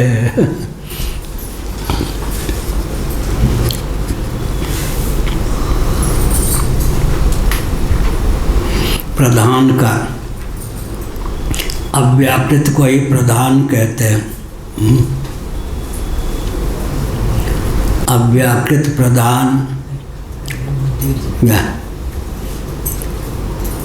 अव्याकृत शब्दितस्य प्रधान कारणोपाधि उपासनम अस्मिन् वाक्ये विवक्षितम, इस वाक्य में विवक्षित है।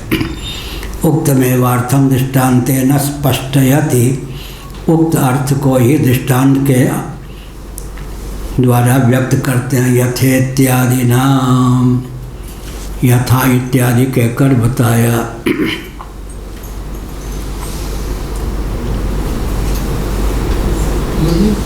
कौन? हाँ, ईश्वर की भी तीन तरह के ईश्वर की भी कल्पना की जा सकती है क्या? क्या? जैसे कार्योपाधिक ईश्वर है जो जागृत अवस्था में फल देने के लिए जो ईश्वर है, एक स्वप्न अवस्था में फल देने के लिए जैसे आपने बताया। ये कारण उपाधिक ईश्वर जो है वो स्वप्न अवस्था के जो कार्योपाधिरयम जीवा कारणोपाधिरीश्वर कार्य कारणताम हित्वा पूर्ण बोधो वशिष्यते।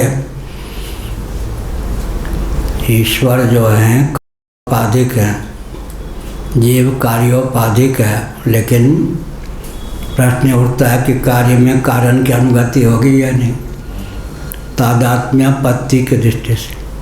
क्या जब कोई व्यक्ति कहता है क्या समझते हो, मैं ब्राह्मण हूँ या मुख हूँ, व्यवहार संपादन अलग चीज़ है, तो क्या वो सूक्ष्म शरीर युक्त नहीं होता, कारण शरीर युक्त नहीं होता, तादात्म्यपत्ति को लेकर। ईश्वर जो होंगे, एक बहुत विचित्र बात, ईश्वर का जो अवतार होगा वो किसको लेकर? विद्योपाधिक होंगे या नहीं? अविद्योपाधिक तो नहीं होंगे। ईश्वर का जो शरीर होगा वो पांच भौतिक नहीं होगा। होगा क्या? कुछ लोग कहते हैं ईश्वर का शरीर भी पांच भौतिक होता है, क्योंकि दृष्टि उस पर बहुत शास्त्रार्थ है। भगवान मान लीजिए प्रकट हो गए, सुन रहे हैं जी? कह जी, तो उनके श्री विग्रह में रूप है या नहीं, उनका दर्शन होगा या नहीं? उनके श्री विग्रह से गंध की अभिव्यक्ति होगी, रस की उत्पत्ति अभिव्यक्ति होगी, उनके रूप का दर्शन होगा, उनके शरीर को छूने पर स्पर्श भी होगा, वो बोलेंगे तो शब्द का ग्रहण भी होगा। तो जहाँ भूत के गुण हो, भूत माने पंचभूत, वहाँ भूत अवश्य है, यह समझना चाहिए, व्याप्ति है। क्योंकि भगवान का अवतार होने पर भी उनके श्री विग्रह को लेकर शब्द स्पर्श रूप रस गंध की क्या होती है? अभिव्यक्ति होती है। इसलिए भगवान का शरीर भी पांच भौतिक है, लेकिन दिव्य कह देते हैं, दिव्य। लेकिन मेरा कहना यह है कि बिल्कुल नहीं है पांच भौतिक। कैसे? स्वप्नावस्था में आत्म चैतन्य से अधिष्ठित अर्धनिद्रित मन शरीर बनता या नहीं? स्वप्नावस्था में हम यात्रा करते, सोते, झगड़ते आदि देखे जाते हैं नहीं? उस स्वप्नावस्था के शरीर को स्वप्नावस्था का आतंकवादी कहीं ठाई कर दे तो क्या होगा?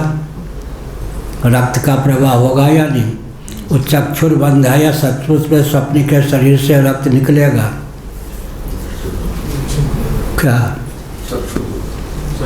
इसका नाम है दृष्टिबंध, चक्षुर्बंध। शंकराचार्य महाराज ने दो शब्द। जादूगर जो होता है अपने आँख में छोरा भोंक लेता है, भावुक दर्शक समझते हैं कि अंधा हो गया, न काना हो गया, दूसरे आँख में अंधा हो गया, न काना होता न अंधा होता। तो चक्षुर्बंध है। स्वप्नावस्था में जो स्वप्न के शरीर पर आघात लग जाए, चोट लग जाए या कोई ठाई कर दे स्वप्नावस्था का उग्रवादी, तब जो शरीर से रक्तस्राव होता है, वो क्या स्वप्नावस्था का शरीर रक्त युक्त होता है? मन में रक्त है क्या? तो मनोमय शरीर होता है या नहीं? तो हमारा कहना है कि भगवत विग्रह से शब्द स्पर्श रूप रस गंध की अभिव्यक्ति होने पर भी भगवत विग्रह पांच भौतिक नहीं है। जैसा कि स्वप्नावस्था में सप्त धातुमय शरीर न होने पर भी स्वप्नावस्था का आतंकवादी हमारे स्वप्नावस्था के शरीर को ठाई कर दे तो उससे रक्तस्राव परिलक्षित होता है। चक्षुर्बंध है, इसलिए भगवान का शरीर सप्त धातुमय नहीं होता। सूक्ष्म पंचभौतिक मान लेते। हाँ, सूक्ष्म पंचभौतिक मान लेते। क्या कह रहे? स्थूल नहीं मान करके सूक्ष्म मान लेते। कौन सूक्ष्म? अपंजीकृत पंच महाभूत तो दृष्टिगोचर होगा। अपंजीकृत पंच महाभूत तो हमारा आपका जो स्वप्न में शरीर होता है वो पंचीकृत होता है या पंचीकृत होता है? मन अपंचीकृत भूतों का कार्य है या पंचीकृत का? अपंचीकृत जो मन हुआ वो जब शरीर का रूप धारण करता है स्वप्नावस्था में, तो हमारा शरीर भी स्थूल शरीर जो होगा स्वप्नावस्था में दृष्टिगोचर वो अपंचीकृत हुआ या नहीं? भगवान हमसे भी घटिया है क्या? भगवान हमसे भी घटिया है क्या इस ढंग से बोलने पर भगवान के प्रति? फिर क्या होता है? जल में शैत्य आगंतुक है या अनागंतुक? स्वाभाविक है, लेकिन जलनिष्ठ ही शैत्य की प्रगल्भता से जल हिम का रूप धारण करता है या नहीं? जल हिम का रूप धारण कर लेता, ठोस। ऐसे भगवान भी विद्योपाधिक ही हैं। वो संकल्प करने पर रामकृष्ण आदि रूपों में अभिव्यक्त होते हैं। उनके शरीर में भी रक्त इत्यादि होते हैं, लेकिन वो सब प्राकृतिक चक्षुर्बंध मात्र। क्योंकि स्वप्नावस्था का जो मन होता है असप्त धातुमय होने पर भी उसमें सप्त धातु की प्रतीति होती है। तद्वत भगवद विग्रह सप्त धातु में। तो हमारा आपका शरीर भी स्वप्न में असप्त धातुमय होता है, तो भगवान हमसे भी घटिया है कि उनका शरीर सप्त धातुमय हो। इसलिए यह जो व्याप्ति है, जहाँ जहाँ भूत के गुण हैं वहाँ वहाँ भौतिकता है, या वहाँ कुंठित हो गई या नहीं? क्या कहा पंडित जी? जब चलने दो। ठीक। गुरुदेव, हाँ पूछो। तब भगवान में सत्व रज और तम की भी प्रतीति नहीं होती होगी? हाँ, विशुद्ध सत्व का नाम है विद्या माया। मलिन सत्व पंचदशी पहला प्रकरण। मलिन सत्व भगवान विशुद्ध सत्वोपाधिक है। भगवान विशुद्ध सत्वोपाधिक हैं। विशुद्ध सत्व जो है, विशुद्ध सत्व सुनो, मरुदगण किसके थे पुत्र? कहाँ से उत्पन्न हुए? लेकिन दैत्यों का अनुगमन किया या देवताओं का? हो गया ना। 49 जो मरुदगण थे, दिति के गर्भ से उत्पन्न होने पर भी देवताओं का, आदित्य के पुत्रों का अनुगमन किया या अपने भाइयों का? इसलिए माया संभव सत्वगुण है, शुद्ध सत्वगुण, लेकिन वह अनात्म वस्तुओं का अनुगमन नहीं करता है। वह भगवत तत्व का ही अनुगमन करता है। यह विशेषता हो गई। पूछना है, पूछिए। जी गुरु जी, एक प्रश्न ये था कि जैसे प्रश्न था या है? अच्छा। जैसे कि कोई मनुष्य का मृत्यु हो जाता है तो उसके पीछे हम बोलते हैं कि ये सब सजाएं मिलती है। ये सब सजाएं मिलती है जो मनुष्य को मृत्यु के बाद। क्या सदा मिलती? सजा वो मतलब कैसे मिलती है? शरीर को मिलती है या आत्मा को मिलती है? कर्मेंद्रिय पंचक, ज्ञानेंद्रिय पंचक, प्राण पंचक, अंतःकरण पंचक, तन्मात्र पंचक सहित जीव कला को मिलती। हमने तो बोल दिया। स्वप्नावस्था में जो सजा मिल गई किसी को, किसको मिलती? सजा किसको मिलती है? देह के नाश से जीव का नाश नहीं होता ना। शरीर को जब कोई जीवात्म तत्व, जीवात्मा छोड़ती है, जीवात्म तत्व छोड़ता है तो क्या लेकर के? कर्मेंद्रिय पंचक, ज्ञानेंद्रिय पंचक, 5 कर्मेंद्रियाँ, 5 ज्ञानेंद्रियाँ, प्राण पंचक, अंतःकरण पंचक, इनका उपादान तन्मात्र पंचक, अविद्या, काम और कर्म, 8 चीज़ें हो गई। गिन लो। कर्मेंद्रिय पंचक, ज्ञानेंद्रिय पंचक, प्राण पंचक, तन्मात्र पंचक, अविद्या, काम और कर्म, इनका नाम है पूरी अष्टक।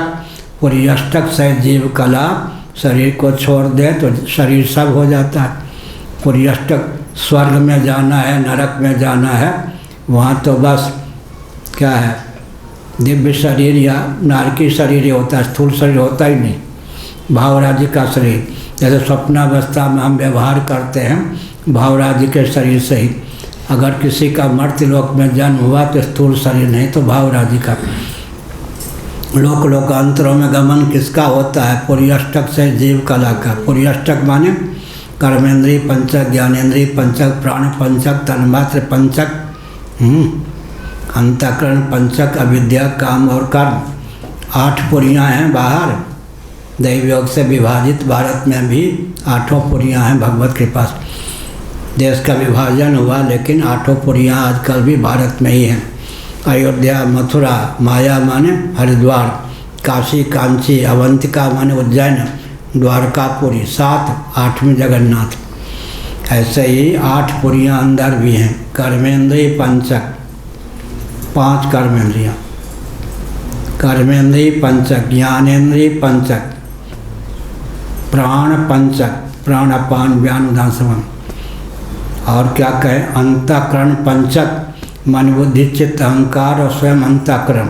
जल के 4 तरंगे हों, स्वयं जल अब 5वां हुआ या नहीं? जो मन बुद्धि चित्त अहंकार के रूप में उल्लसित होता है, अंतःकरण स्वयं 5वां है, उसका नाम है ज्ञातृत्व। इसलिए जब कर्मेंद्रियाँ 5 हैं, ज्ञानेंद्रियाँ 5 हैं, प्राण 5 हैं, तो अंतःकरण ने क्या बिगाड़ा कि वो 4 ही हो? तो उसको भी अंतःकरण पंचक कहाँ लिखा है? पैंगलोपनिषद में। कर्मेंद्रीय पंचक, ज्ञानेंद्रीय पंचक, अंतःकरण पंचक, प्राण पंचक। फिर क्या होगा?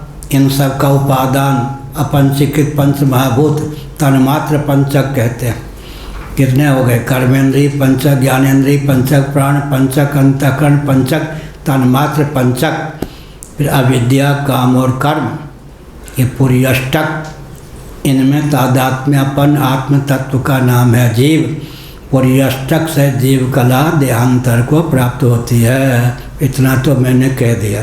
इसको समझने के लिए 5-7 साल का वेदांत का अध्ययन चाहिए। तो जो अंतःकरण पंचक कहाँ से वहाँ बोल रहे हैं? हाँ आप आओ। अंतःकरण पंचक कैसे होगा? अंतःकरण 4 मन बुद्धि चित्त। एक जल की 4 तरंगे हों तो जल को मिला के कितनी संख्या हो गई? 5। मन बुद्धि चित्त अहंकार जिसकी 4 तरंगे हैं उस अंतःकरण का नाम। अच्छा, कॉमन 5 चारों में कॉमन कौन है? ज्ञातृत्व। इसलिए ज्ञातृत्व को 5वां कहते हैं, अंतःकरण को ही 5वां कहते। कहाँ लिखा है? एक ही जगह है, पैंगलोपनिषद, और कहीं नहीं। या ज्ञान अंतःकरण पंचक का वर्णन एक ही जगह है, पैंगलोपनिषद में।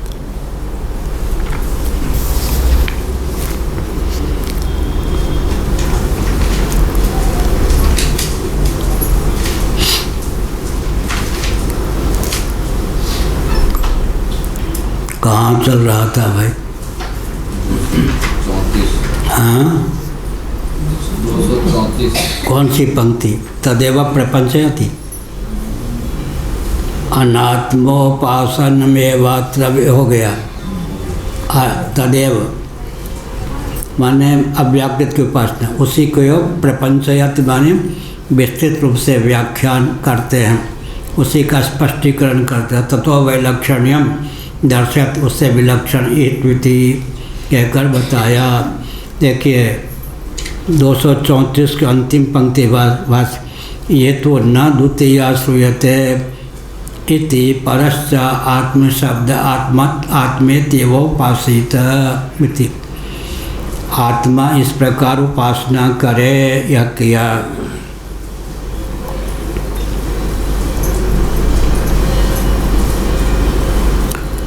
आत्म तत्व की उपासना, आत्म तत्व भी उपासितव्य है। या तत्व वैलक्षण्यम दर्शयति हेतुति वैलक्षण्यम इति परस हो गया। न अत्र अनात्मोपासना विवक्षितम इति परिहरति। यहाँ अनात्मा की उपासना विवक्षित नहीं है, इस प्रकार परिहार करते। नित्यादि नाम 235 पंक्ति पहले पैरा में अंतिम।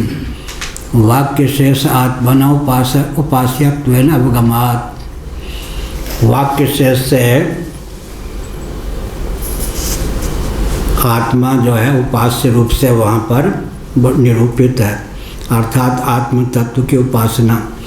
आत्म तत्व की उपासना करने पर अनात्म तत्व की उपासना हो ही जाती है, क्योंकि आत्मा ही कार्य प्रपंच के रूप में उल्लसित विलसित है, और अनात्म तत्व की उपासना करने पर आत्म तत्व की उपासना से ऐसी रह जाती है। अनात्मा किसको कहते हैं? आत्मा की विविध रूपों में अभिव्यक्ति हो गई तो उसी अभिव्यक्ति का नाम अनात्मा है। आत्मा का अभिव्यक्त रूप ही अनात्मा का है कह दिया जाता है।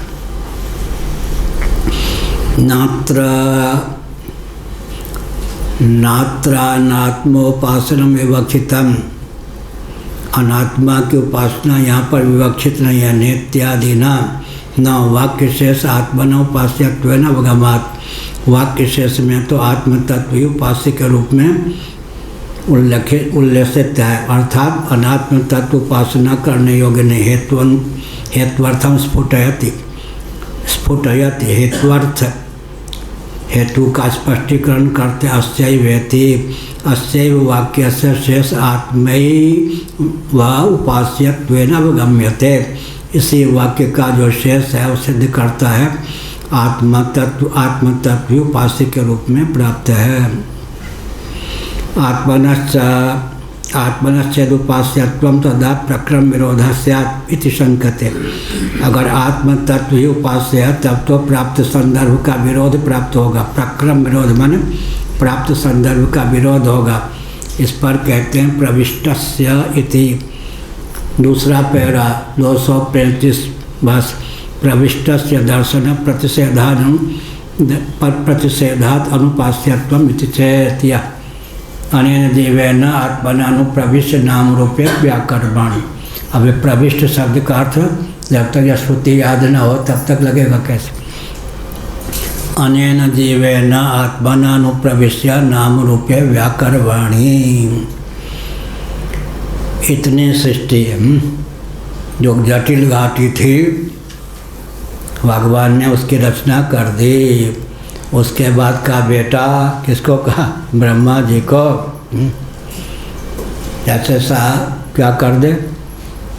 मकान बनाने की सारी सामग्री कोई दे दे, फिर कह बेटा अब तुम मकान बनाओ, तो कारीगर को कह मकान बना दो। ऐसा ही भगवान ने जटिल घाटी क्या अपंचीकृत पंचमहाभूत, फिर पंचीकृत पंचमहाभूत को बना दिया।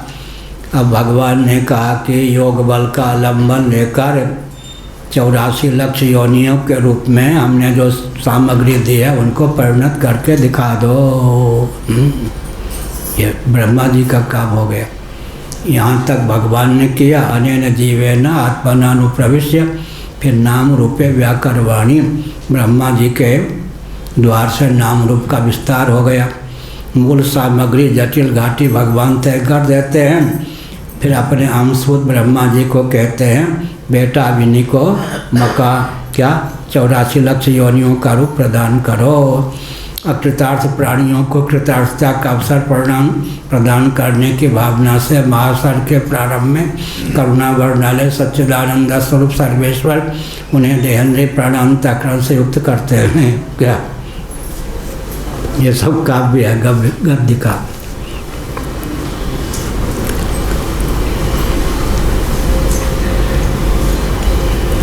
हाँ,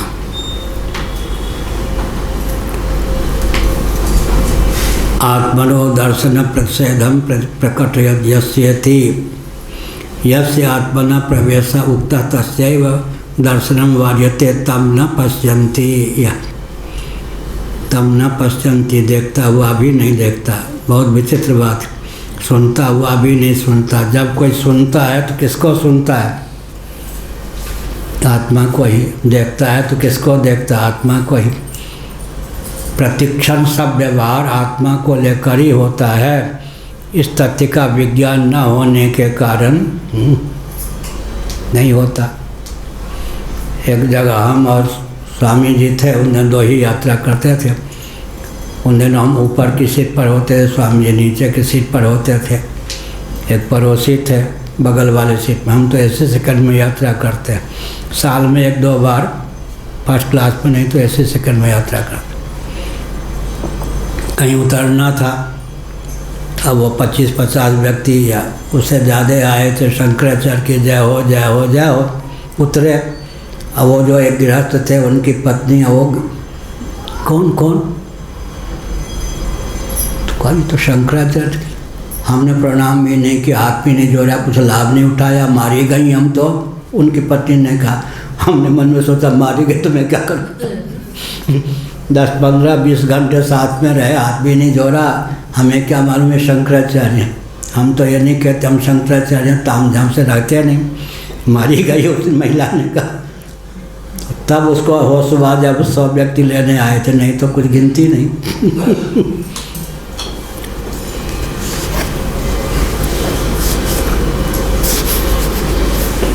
हाँ,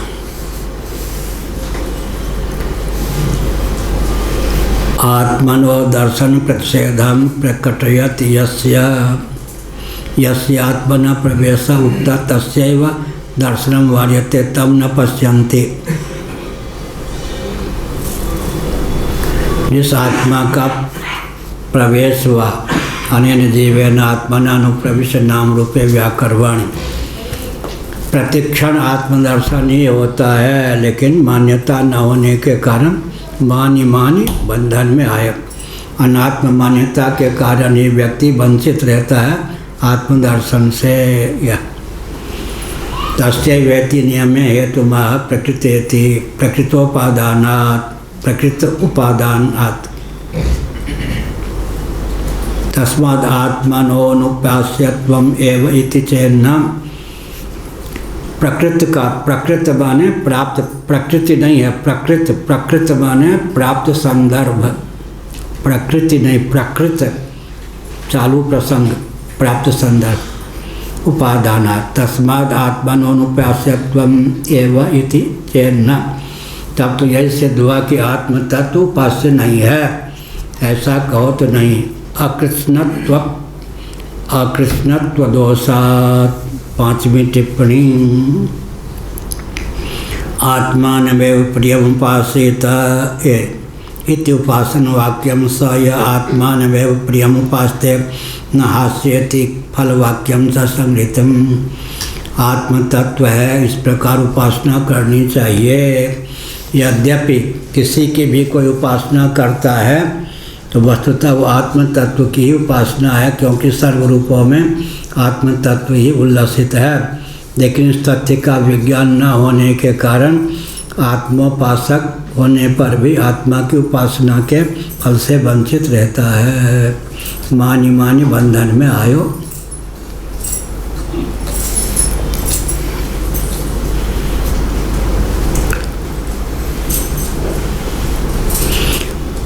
प्राणनादि विशिष्टस्य परिच्छिन्नत्वात् तस्य दृष्टत्वेपि पूर्णस्य न दृश्यता इति।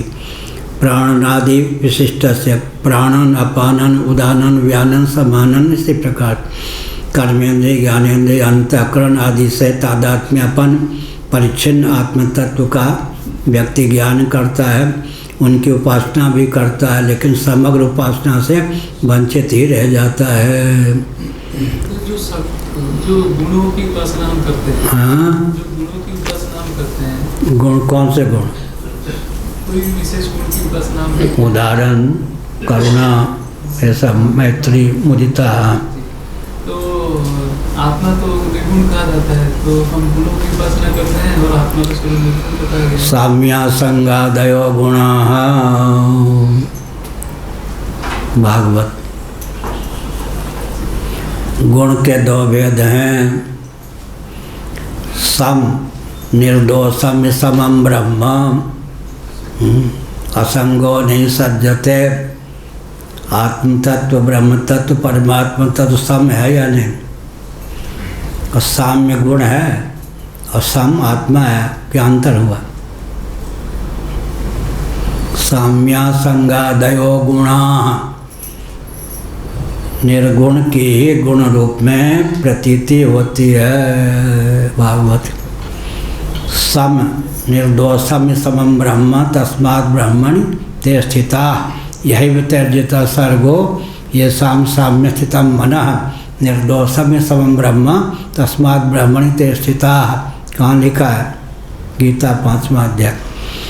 सम परमात्मा है यानी शुद्ध सत्व के योग, शुद्ध सत्वात्मक अंतःकरण के योग से समस्वरूप आत्म तत्व जब साम्य गुण के रूप में प्रकट हुआ तो निर्गुण की यथावत अभिव्यक्ति का नाम ही गुण हो गया। ये परिभाषा लिखा नहीं है कहीं, मनन से प्राप्त होता। निर्गुण की विकृति के बिना यथावत अभिव्यक्ति का नाम हो गया गुण। मुखचंद्र है, अपना मुखचंद्र तो अपनी आँखों से नहीं देख सकते, लेकिन उसका दर्पण पर प्रतिफलन होता है तो देख सकते हैं। ऐसे ही स्वरूप की अविकृत यथावत अभिव्यक्ति का नाम ही गुण हो जाता है। निर्गुणम माम गुणा सर्वे भजन्ति निरपेक्षकम साम्या संगादयो गुणा। कहाँ? भागवत में भगवान का वचन। साम्या संगादयो गुणा, जिसको हम गुण समझते हैं, स्वरूप की अगर यथावत अभिव्यक्ति हो गई, अभिव्यक्त का नाम भी गुण हो गया, अभिव्यंग का नाम हो गया निर्गुण, अभिव्यक्त का नाम हो गया गुण। परिभाषा हो गई। बोलिए फिर। निर्गुण ही गुण के रूप में विभाजित होते हैं। निर्गुण में निर्गुण की ही विशुद्ध सत्वात्मक अंतःकरण के योग से यथावत अभिव्यक्ति हो जाए तो निर्गुण को ही गुण कह देते हैं। जैसे कि भगवान सम हैं और साम्य गुण हो गया, भगवान असंग हैं, असंगता गुण है। निर्गुणम माम गुणा सर्वे भजन्ति निरपेक्षकम, लेकिन साम्या संगादयो गुणा, साम्या संगादयो गुणा अगुणा, स्वरूप की यथावत विकृति संस्कृति के बिना स्वरूप की यथावत विशुद्ध सत्वात्मक अंतःकरण के योग से अभिव्यक्ति का नाम गुण है। क्या कहा प्रशांत बाबा? बाबा बोले घर के बाबा तो ही गए होंगे।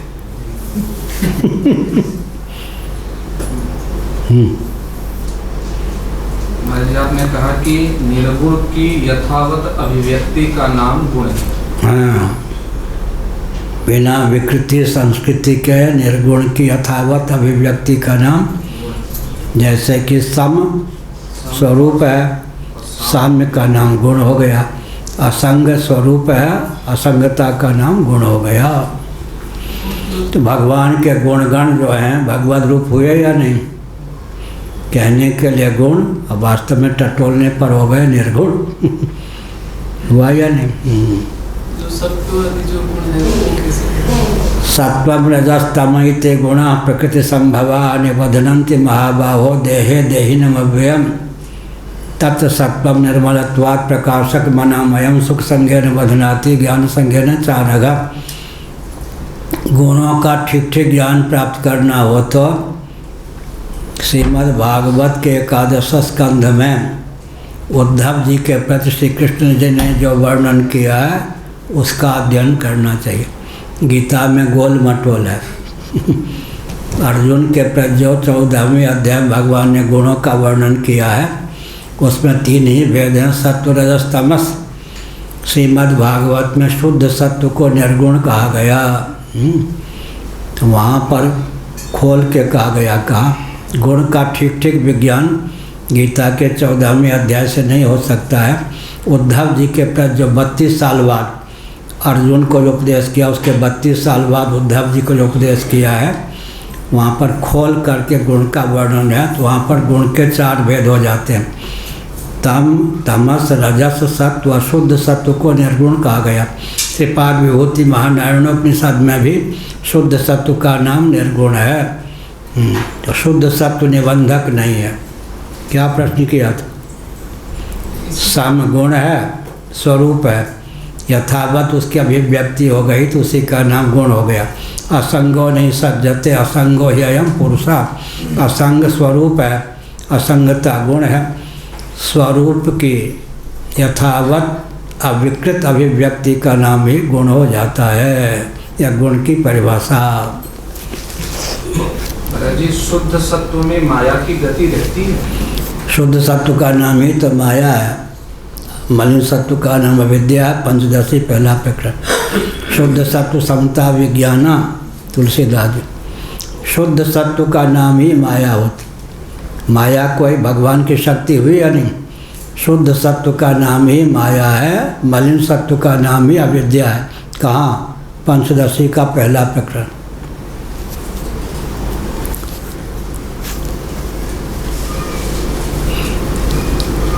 माया महाराज जी, माया को अविद्या, सुनिए, बाद के दृष्टि से माया को अविद्या कहते हैं। माया जो है विशुद्ध सत्वात्मिका प्रकृति का नाम है, लेकिन बाद का विषय है या नहीं? ब्रह्मात्म तत्व के एकत्व विज्ञान से अविद्या, अविद्या का प्रपंच, माया और माई का प्रपंच का भी बाद होता है। माया नहीं जो, अविद्या नहीं जो, अर्थ साम्य हो गया या नहीं? कहो पूना वाले, कैसे अर्थ साम्य हो गया? चैतन्य नाम है। माया माने नहीं जो, और अविद्या मतलब जो विद्यमान नहीं, तो नहीं है। तो दोनों का अर्थ एक हो गया या नहीं? तो अविद्या चाहिए या माया? बाद की दृष्टि से फिर क्या हुआ? माया भी अविद्या ही हो जाती। बाद का विषय जो है, बाद का विषय अविद्या ही है या माया भी है? लो, बाद, निरसन, अपवाद का विषय, व्यावृत्ति का विषय अविद्या ही है या विद्या भी? यही तो बात है। कौन मनोहर बाबा, प्रधानमंत्री, भूतपूर्व प्रधानमंत्री।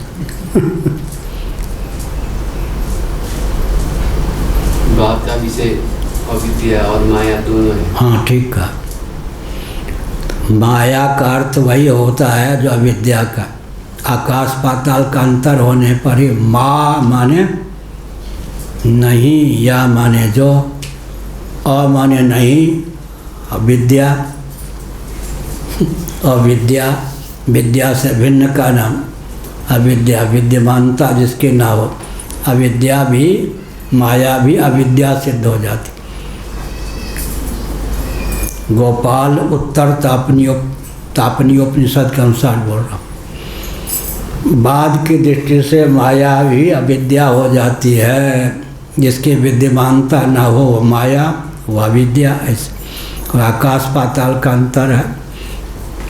माया निबंध में, बंधन में नहीं डालती, अविद्या बंधन में डालती है। लेकिन बाद की दृष्टि से माया की भी स्थिर कूटस्थ सत्यता नहीं है, इसलिए माया का भी बाद हो जाता, अविद्या का भी।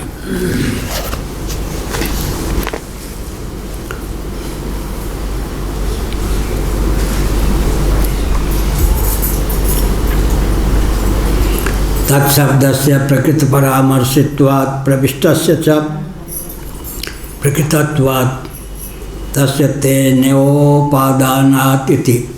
अब प्रविष्ट का क्या होगा, इस पे बहुत शास्त्रार्थ है। भगवान शंकराचार्य ने कई पृष्ठ लिखा है, पहले यह सब हो चुका है। प्रविष्ट, प्रागेव विद्यमानत्वात्, प्रविष्ट क्या होगा? भागवत, प्रागेव विद्यमानत्वात्। हाँ, अब भृगु जी बताएंगे। इस कमरे में आकाश का प्रवेश हुआ या आकाश पहले आकाश था तब कमरा बना, या इस कमरे में आकाश का प्रवेश हुआ है? तो प्रवेश क्या हुआ फिर? प्रागेव विद्यमानत्वात्, ये हुआ या नहीं? लेकिन पंचदशी कार ने कहा प्रवेश भी है। प्रवेश श्रुति है या नहीं? अनेन जीवेन आत्मनानुप्रविश्य नाम रूपे व्याकरवाणी। प्रवेश क्या हुआ? दर्पण में आप प्रविष्ट होते हो, क्या प्रतिफलन, प्रवेश हुआ या नहीं? प्रतिफलन चिदाभास रूप से अभिव्यक्ति का प्रवेश हो गया, इसका अर्थ है। मुर्दा में अजीवित व्यक्ति में क्या अंतर है? पंचदशिका ने लिखा स्वभावच्छिन्न चैतन्य वहाँ भी है या नहीं? चेतन व्यापक हुआ या नहीं? ये जो माइक से भी अवच्छिन्न चेतन है या नहीं?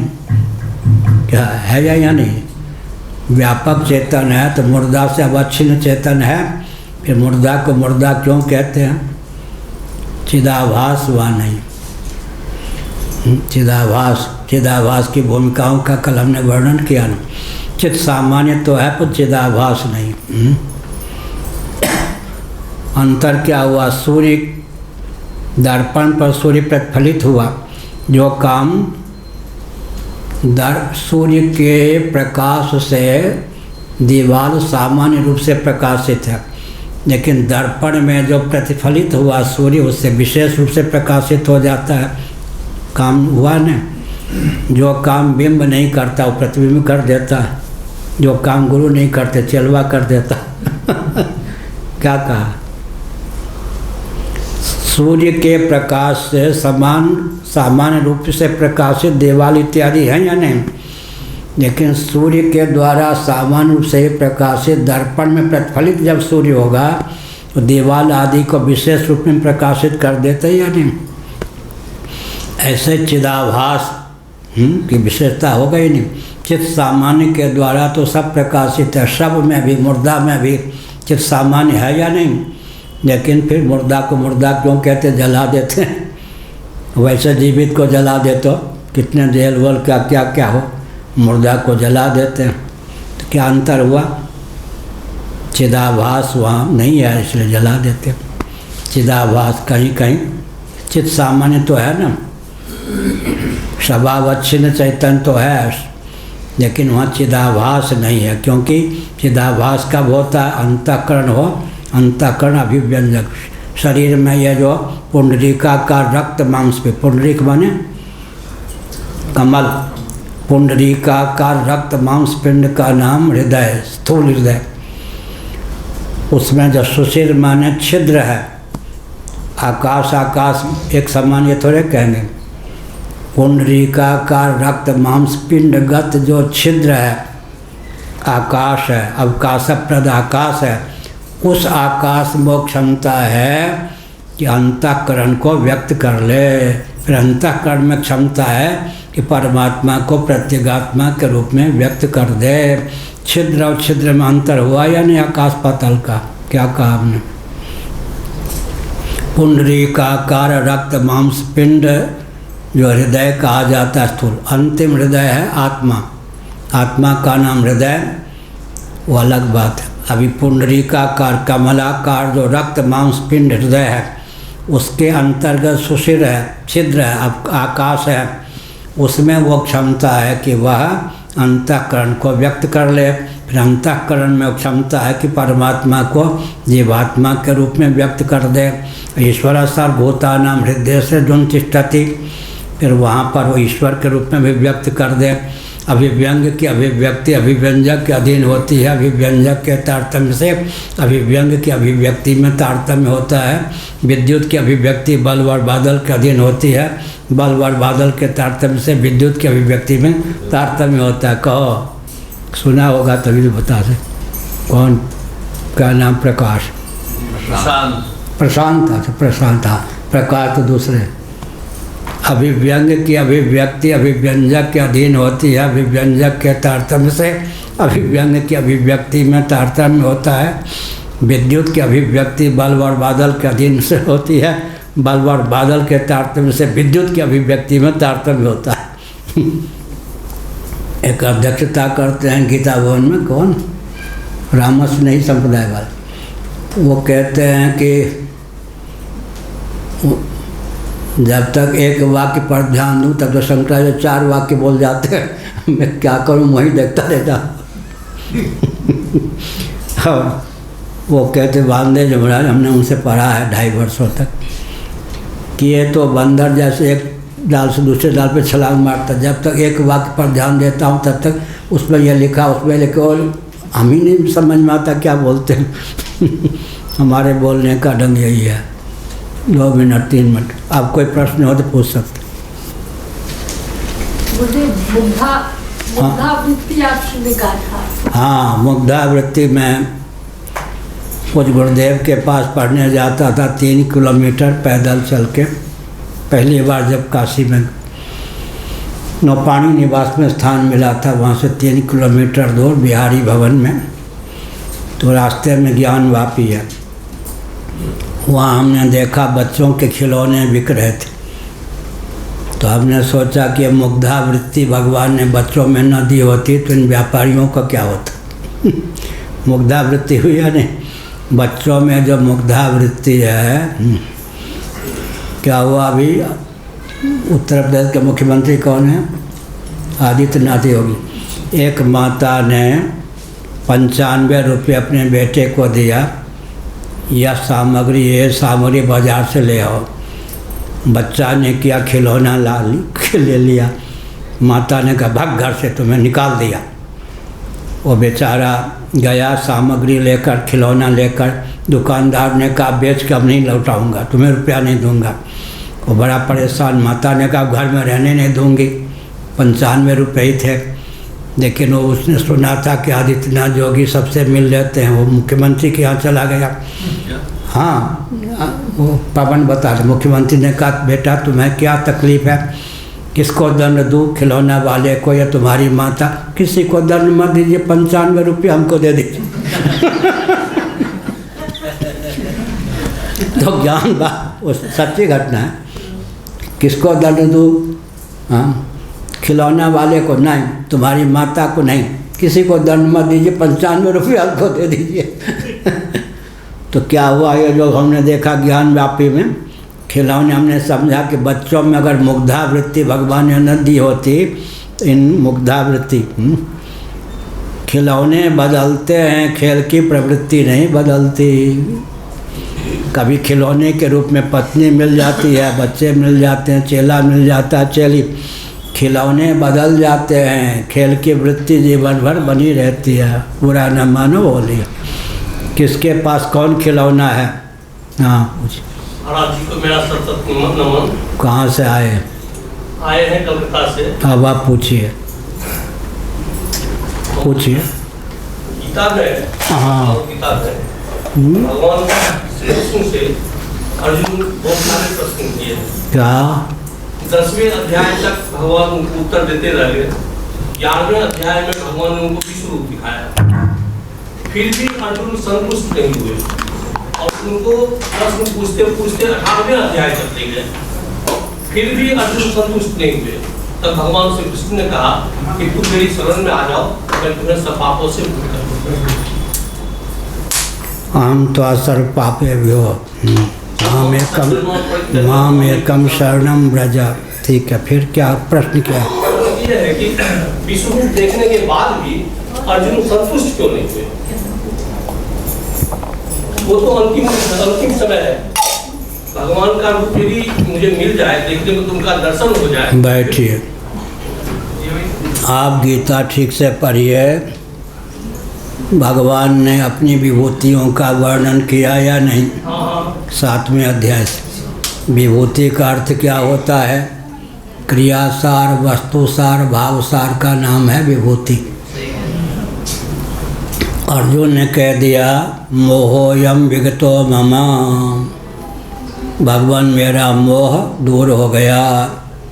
शिष्य ने तो कह दिया, अर्जुन ने, अब मैं मोहोयम विगतो मम, मोह से निवृत्त हो गया। भगवान मुस्कुरा दिए, तुम अपनी दृष्टि से मोह मुक्त हो गए, हमारी दृष्टि में अभी मोहयुक्त हो। अब आगे चल कर के जब अर्जुन ने कहा नष्टो मोहा, तो भगवान ने कहा सचमुच वह मोह नष्ट हुआ है। तो अर्जुन की दृष्टि भगवान की दृष्टि जब एक हो गई तो गीता का उपदेश पूरा हो गया। अब आप जो कहते हैं सर्वधर्मान् परित्यज्य मामेकं शरणं व्रज, शरणं व्रज भी धर्म है या नहीं? धर्म के लिए धर्म का त्याग, कक्षा के लिए कक्षा का त्याग। BA पास हो गए, MA पास में जाना है तो त्याग हुआ या नहीं? सर्वधर्मान परित्यज्य मामेकं शरणं व्रज और धर्म्यम संवाद मावयोः। तो धर्म्यम संवाद मावयोः, यहाँ पर भी ये तो धर्म्यामृतमिदम, सर्वधर्मों का परित्याग भी एक धर्म हुआ या नहीं। उच्च कोटि के धर्म के लिए अवर कोटि के धर्म के त्याग के बाद कही गई। अब जो आपने कहा उसका उत्तर अर्जुन तो यहाँ पर हैं, लेकिन वहाँ उद्धव हैं। 32 साल बाद उद्धव जी को श्री कृष्ण भगवान का उपदेश प्राप्त हुआ। वहाँ पर उन्होंने कहा, बहुत इसकी व्याख्या मिलेगी श्रीमद् भागवत में, उद्धव को जो अंतिम उपदेश किया है भगवान ने 11वें स्कंध में, उसका अभिप्राय क्या है। किसी को काम चाहिए तो काम रूप पुरुषार्थ की सिद्धि के लिए योग नामक साधन का अवलंबन लेना पड़ता है। योग माने विषयेंद्रिय संयोग। काम नामक पुरुषार्थ की सिद्धि के लिए योग की दास्ता प्राप्त होती है। अर्थ नामक पुरुषार्थ की सिद्धि के लिए वार्ता, हेलो वहाँ वार्ता ही है, वार्ता की आवश्यकता होती है। जिसने फ़ोन का आविष्कार किया उसकी बेटी या सखी का नाम था हेलो। वो कितने भाग्यशाली रही होगी कि उसका नाम आजकल बाबा लोग लेते हेलो, ये जानते नहीं हेलो कौन थी। तो काम नामक पुरुषार्थ की सिद्धि के लिए योग की दास्ता, अर्थ नामक पुरुषार्थ की सिद्धि के लिए वार्ता की दास्ता, धर्म नामक पुरुषार्थ की सिद्धि के लिए कर्म की दास्ता, मोक्ष नामक पुरुषार्थ की सिद्धि के लिए ज्ञान की दास्ता। लेकिन जो पतिव्रता है, विशेषकर याज्ञवल्क्य की पत्नी जैसे थी मैत्रेयी, पतिव्रता जो है पति की सेवा करती है, पति परायणा होती है। धर्म अर्थ काम मोक्ष की सिद्धि के लिए पृथक प्रयास नहीं करना पड़ता। पति की सेवा से धर्म की भी प्राप्ति हो जाती है, अर्थ की भी प्राप्ति हो जाती है, काम की भी प्राप्ति होती है, मोक्ष का मार्ग भी प्रशस्त हो जाता है। इसीलिए शरणागति माम एकम शरणम व्रज का अर्थ क्या हो गया। मेरे उपासना से, मेरे पर शरणापन्न होने पर धर्म अर्थ काम मोक्ष चारों पुरुषार्थों के लिए किसी साधन की दास्ता नहीं प्राप्त होगी। चारों पुरुषार्थों से युक्त हो ही जाओगे, कृतार्थ हो ही जाओगे।